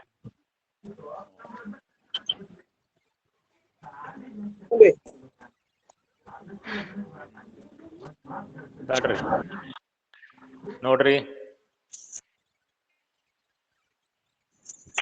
ಕಾಣಿಸ್ತಾ ಇದೆ? ಬಂತು? ಹಾ ಸರ್, ಕಾಣಿಸ್ತಾ ಇದೆ? ಹಾ, ಓಕೆ. ಪಾರ್ಟ್ನರ್ಶಿಪ್ ಡೀಡ್, ಪಾಲುಗಾರಿಕಾ ಒಪ್ಪಂದ. ಸೊ ನಾನು ಫೀಚರ್ಸ್ ಆಫ್ ಪಾರ್ಟ್ನರ್ಶಿಪ್ ಹೇಳುವಾಗ ಹೇಳಿದ್ದೆ, there must be an agreement between the partners to form the partnership. ಪಾಲುಗಾರಿಕೆಯನ್ನು ರಚನೆ ಮಾಡಬೇಕಾದ್ರೆ ಒಂದು ಒಪ್ಪಂದ ಇರಲೇಬೇಕು. Partnership is the result of the agreement. ಅದು ಒಪ್ಪಂದದಿಂದಲೇ ಹುಟ್ಟುತ್ತದೆ ಅಥವಾ ಅಸ್ತಿತ್ವಕ್ಕೆ ಬರುತ್ತದೆ. So agreement is must. Partnership ಅಸ್ತಿತ್ವದಲ್ಲಿ ಬರೋದೇ ಪಾಲುದಾರರ ನಡುವೆ ಆಗುವಂತಹ ಅಗ್ರಿಮೆಂಟ್ ನಿಂದ. If there is no agreement, no partnership. ಆದ್ರೆ ಆ ಪಾಲುಗಾರಿಕಾ ಒಪ್ಪಂದವು ಲಿಖಿತ ರೂಪದಲ್ಲಿ ಇರಬಹುದು ಅಥವಾ ಮೌಖಿಕ ಆಗಿರಬಹುದು, ಓರಲ್ ಆಗಿರಬಹುದು ಅಥವಾ ರಿಟರ್ನ್. ಯಾರೋ ಮೈಕ್ ಚಾಲೂ ಮಾಡಿದಾರ, ಬಂದ್ ಮಾಡ್ರಿ. ಸೊ ಈ ಅಗ್ರಿಮೆಂಟ್ ಲಿಖಿತ ರೂಪದಲ್ಲಿ ಇರಬಹುದು ಅಥವಾ ಮೌಖಿಕ ಆಗಿರಬಹುದು. The agreement may be oral or written. ಕಾಯ್ದೆ ಏನತ್ತಲ್ಲ, ಪಾಲುಗಾರಿಕಾ ಕಾಯ್ದೆ, ಅದು ಯಾವಾಗಲೂ ಲಿಖಿತ ರೂಪದಲ್ಲಿ ಇರಬೇಕು ಅಂತ ಹೇಳಿ ಏನು ಹೇಳೋದಿಲ್ಲ. Partnership act does not require that the agreement must be in writing. ಪಾಲುಗಾರಿಕಾ ಒಪ್ಪಂದವು ಯಾವಾಗಲೂ ಲಿಖಿತ ರೂಪದಲ್ಲಿ ಇರಬೇಕು ಅಂತೇಳಿ ಕಾಯ್ದೆ ಅಂತೂ ಹೇಳೋದಿಲ್ಲ. ಆದ್ರೂ ಸಹ ಪಾಲುದಾರರು ತಮ್ಮ ಪಾಲುಗಾರಿಕೆ ಒಪ್ಪಂದವನ್ನ ಲಿಖಿತ ರೂಪದಲ್ಲಿ ಇಡ್ತಾರ. When it is in writing, ಆ ಒಂದು ಒಪ್ಪಂದವು ನಾವು ಲಿಖಿತ ರೂಪದಲ್ಲಿ ಇಟ್ರೆ, ನಾವು ಏನು ಡಾಕ್ಯುಮೆಂಟ್ ಯೂಸ್ ಮಾಡ್ತೀವಲ್ಲ ಬರೀಲಿಕ್ಕೆ, ಅದರೊಳಗ ನಮ್ಮ ಒಪ್ಪಂದದ ಷರತ್ತುಗಳನ್ನ ಬರ್ಕೊಂತೀವಲ್ಲ, ಆ ದಾಖಲೆಗೆ, ಆ ಡಾಕ್ಯುಮೆಂಟಿಗೆ ನಾವು ಏನ್ ಕರಿತೀವಿ? ಪಾರ್ಟ್ನರ್ಶಿಪ್ ಡೀಡ್ ಅಂತ ಕರಿತೀವಿ. So therefore partnership deed is a document containing the terms of agreement duly signed and stamped. ಒಂದು ಸ್ಟ್ಯಾಂಪ್ ಪೇಪರ್ ಮೇಲೆ ನಮ್ಮ ಪಾಲುಗಾರಿಕೆಗೆ ಸಂಬಂಧಪಟ್ಟಂತ ಎಲ್ಲಾ ಟರ್ಮ್ಸ್ ಅಂಡ್ ಕಂಡೀಷನ್ಸ್ ಗಳನ್ನ, ಷರತ್ತುಗಳನ್ನ ಕ್ಲಾಸ್ಗಳನ್ನ ಅವೆಲ್ಲ ಬರ್ಕೊಂಡು ಕೆಳಗಡೆ ಎಲ್ಲಾ ಪಾಲುದಾರರು ಅದಕ್ಕೆ ಸಹಿ ಹಾಕಿರ್ತಾರ. ಮತ್ತೊಂದು ನೆನಪಿಟ್ಕೊಡ್ರಿ, ಇದನ್ನ ಸಾಮಾನ್ಯವಾಗಿ ಸಾದಾ ಪೇಪರ್ ಮೇಲೆ ಬರೆಯೋದಿಲ್ಲ. Depending on the amount of capital ಒಂದು ಬಾಂಡ್ ಪೇಪರ್ ಅನ್ನ ತಗೊಂತಾರೆ. 100 ರೂಪಾಯಿ, 200 ರೂಪಾಯಿ, 500 ರೂಪಾಯಿ, 1000 ರೂಪಾಯಿ ಬಾಂಡ್ ಪೇಪರ್ ಅನ್ನ ತೆಗೆದುಕೊಂಡು ನಮ್ಮ ಪಾಲುಗಾರಿಕೆಗೆ ಸಂಬಂಧಪಟ್ಟ ಹಾಗೆ ಅದನ್ನ ನಡೆಸೋ ಸಲುವಾಗಿ ಏನೇನು ಬೇಕಲ್ಲ ಅವು ಎಲ್ಲ ಅಂಶಗಳನ್ನ, ಷರತ್ತುಗಳನ್ನ ಅದರೊಳಗೆ ಬರೆದು ಎಲ್ಲಾ ಪಾಲುದಾರರು ಸಹಿ ಹಾಕಿರ್ತಾರೆ. ಇಬ್ರು ಸಾಕ್ಷಿದಾರರು ಸಹ ಸಹಿ ಹಾಕಿರ್ತಾರೆ. ಆ ಒಂದು ದಾಖಲೆಗೆ ನಾವೇನ್ ಕರಿತೀವಿ, ಪಾಲುಗಾರಿಕಾ ಒಪ್ಪಂದ ಅಥವಾ ಪಾರ್ಟ್ನರ್ಶಿಪ್ ಡೀಡ್ ಅಂತ ಕರಿತೀವಿ. So there for partnership deed is an agreement of partnership duly signed and signed by all the partners. ಒಂದು ಸ್ಟ್ಯಾಂಪ್ ಪೇಪರ್ ಮೇಲೆ ಪಾಲುಗಾರಿಕೆ ಸಲುವಾಗಿ ಬೇಕಾಗುವಂತಹ ಷರತ್ತುಗಳನ್ನ ಬರೆದು ಅದಕ್ಕೆ ಎಲ್ಲಾ ಪಾಲುದಾರರು ಸಹಿ ಹಾಕಿದ್ರೆ ಆ ಒಂದು ದಾಖಲೆಗೆ ನಾವು ಕರಿತೀವಿ ಪಾಲುಗಾರಿಕಾ ಒಪ್ಪಂದ ಅಂತ ಕರಿತೀವಿ. ನೆಕ್ಸ್ಟ್ ಬಂತ ಇಲ್ಲ ಸೆಕೆಂಡ್ ಸ್ಕ್ರೀನ್.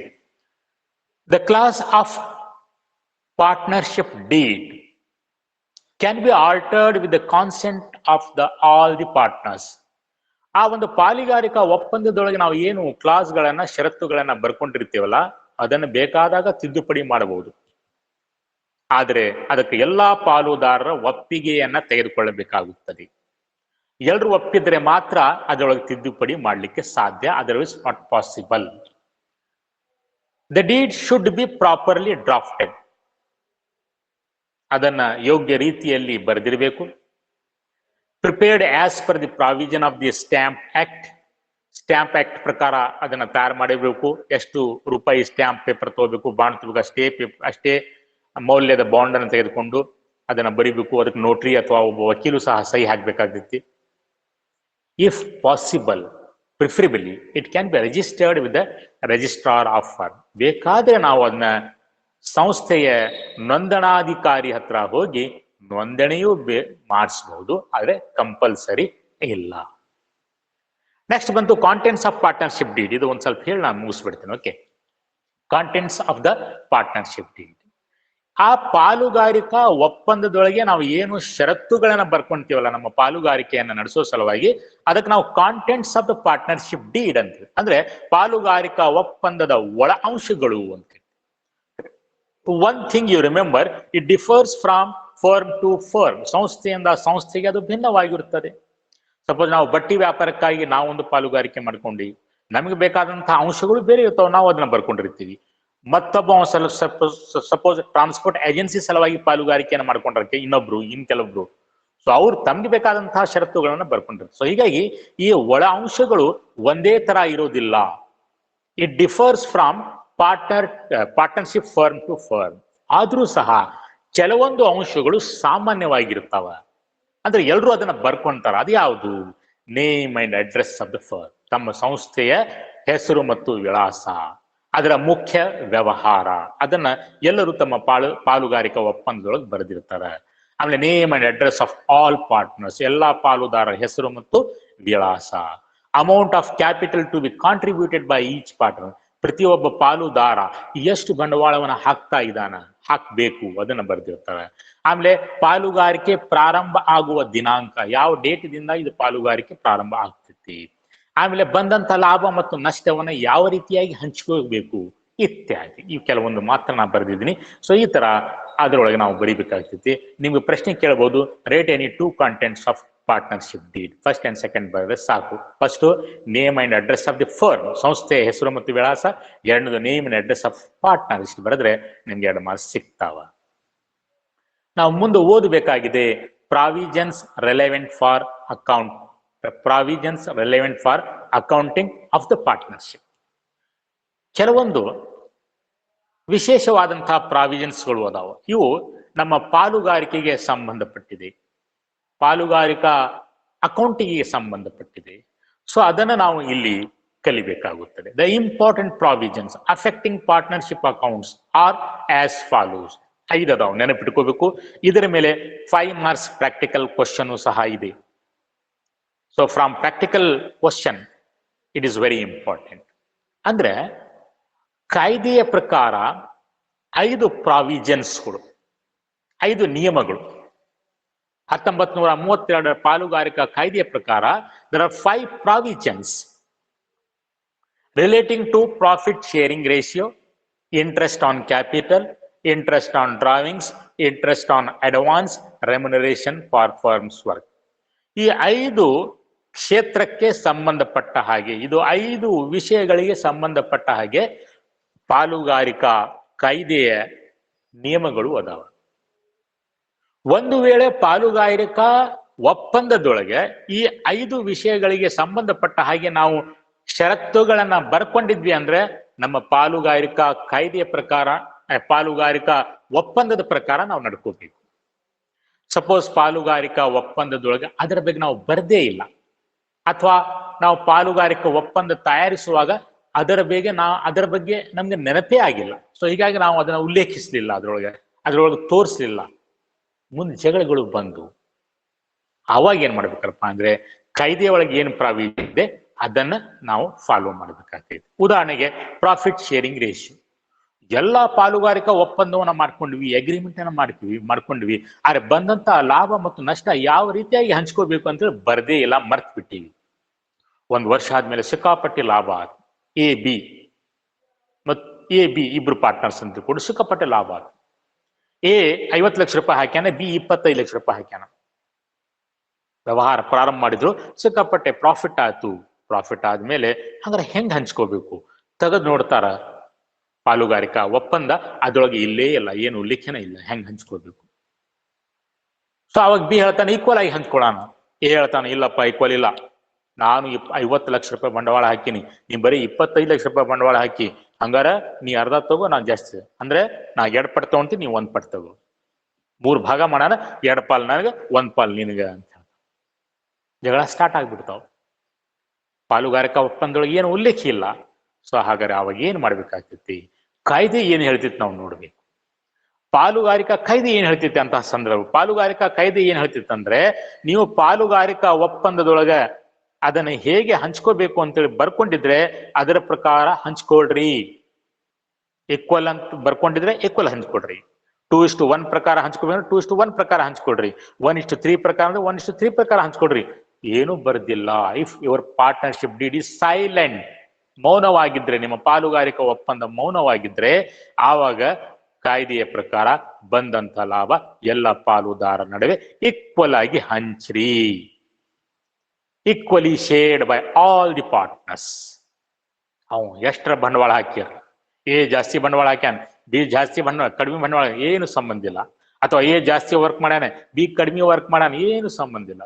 ಕಾಯ್ದೆ ಏನ್ ಹೇಳ್ತಾ ಇದೆ ಅಂತಂದ್ರೆ, ಪಾಲುಗಾರಿಕಾ ಒಪ್ಪಂದದೊಳಗೆ ನೀವು ಲಾಭ ಮತ್ತು ನಷ್ಟವನ್ನು ಹಂಚಿಕೊಳ್ಳುವಂತ ಅನುಪಾತವನ್ನ ಬರ್ಕೊಂಡ್ರೆ ಅನುಪಾತದ ಪ್ರಕಾರ ಹಂಚ್ಕೊಡ್ರಿ, ಇಲ್ಲ ಅಂತಂದ್ರೆ ಈಕ್ವಲ್ ಆಗಿ ಹಂಚ್ಕೊಡ್ರಿ.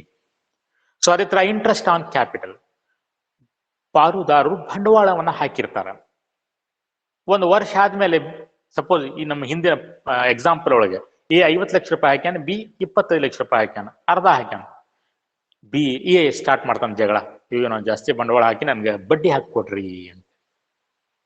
ಸೊ ಅವಾಗ ನಾವು ಒಪ್ಪಂದ ತೆಗೆದು ನೋಡ್ತೀವಿ, ಒಪ್ಪಂದೊಳಗೆ ಏನು ಉಲ್ಲೇಖನ ಇಲ್ಲ, ಬರದೇ ಇಲ್ಲ, ನೆನಪ ಆಗಿಲ್ಲ, ಅದ್ರ ಬಗ್ಗೆ ಬರಿಬೇಕು, ಕೊಡಬೇಕು ಕೊಡಬಾರ್ದು ಅಂತ. ಕೊಡಬಾರ್ದು ಅಂದ್ರೆ ಬರದೆ, ಕೊಡೋ ಅವಶ್ಯಕತೆ ಇಲ್ಲ. ಕೊಡ್ಬೇಕಂದ್ರೆ ಎಷ್ಟು ಕೊಡ್ಬೇಕಂತ ಬರ್ದಿರ್ತೀವಿ ಅಷ್ಟು ಕೊಡ್ಲೇಬೇಕು, ಆದ್ರೆ ಏನು ಬರ್ದಿಲ್ಲ. ಸೊ ಅವಾಗ ನಾವೇನು ಮಾಡ್ಬೇಕು, ಈ ಪಾಲುಗಾರಿಕಾ ಕಾಯ್ದೆಯ ನಿಯಮಗಳನ್ನ ಪಾಲಿಸ್ಬೇಕಾಗ್ತದೆ. ಸೊ ಪಾಲುಗಾರಿಕಾ ಕಾಯ್ದೆ ಏನ್ ಹೇಳ್ತಿದ್ರಪ್ಪ ಅಂತಂದ್ರೆ, ಪಾಲುಗಾರಿಕಾ ಒಪ್ಪಂದದೊಳಗೆ ನೀವು ಬಡ್ಡಿ ಕೊಡ್ಬೇಕು ಅಂತ ಬರ್ಕೊಂಡ್ರೆ ಬಡ್ಡಿ ಕೊಡ್ರಿ, ಕೊಡಬಾರ್ದು ಅಂತ ಬರ್ಕೊಂಡ್ರೆ ಕೊಡಬೇಡ್ರಿ, ಎಷ್ಟು ಕೊಡ್ಬೇಕಂತ ಬರ್ಕೊಂಡಿರಿ ಅಷ್ಟು ಕೊಡ್ರಿ. ಸಪೋಸ್ ಏನೂ ಇರಲಿಲ್ಲ ಅಂತಂದ್ರೆ ಯಾವೊಬ್ಬ ಪಾಲುದಾರನಿಗೆ ಆತನ ಬಂಡವಾಳದ ಮೇಲೆ ಬಡ್ಡಿ ಕೊಡೋ ಹಾಗಿಲ್ಲ. No interest is allowed on capital. So ಅದೇ ತರ interest on drawings, interest on advance, ಇವೆಲ್ಲ ನಾವು ಮುಂದಿನ ಕ್ಲಾಸ್ ಒಳಗೆ ನೋಡೋಣ. ಓಕೆ, ನೆಕ್ಸ್ಟ್ ಪೀರಿಯಡ್ಗೆ ಹಾಜರಾಗ್ರಿ.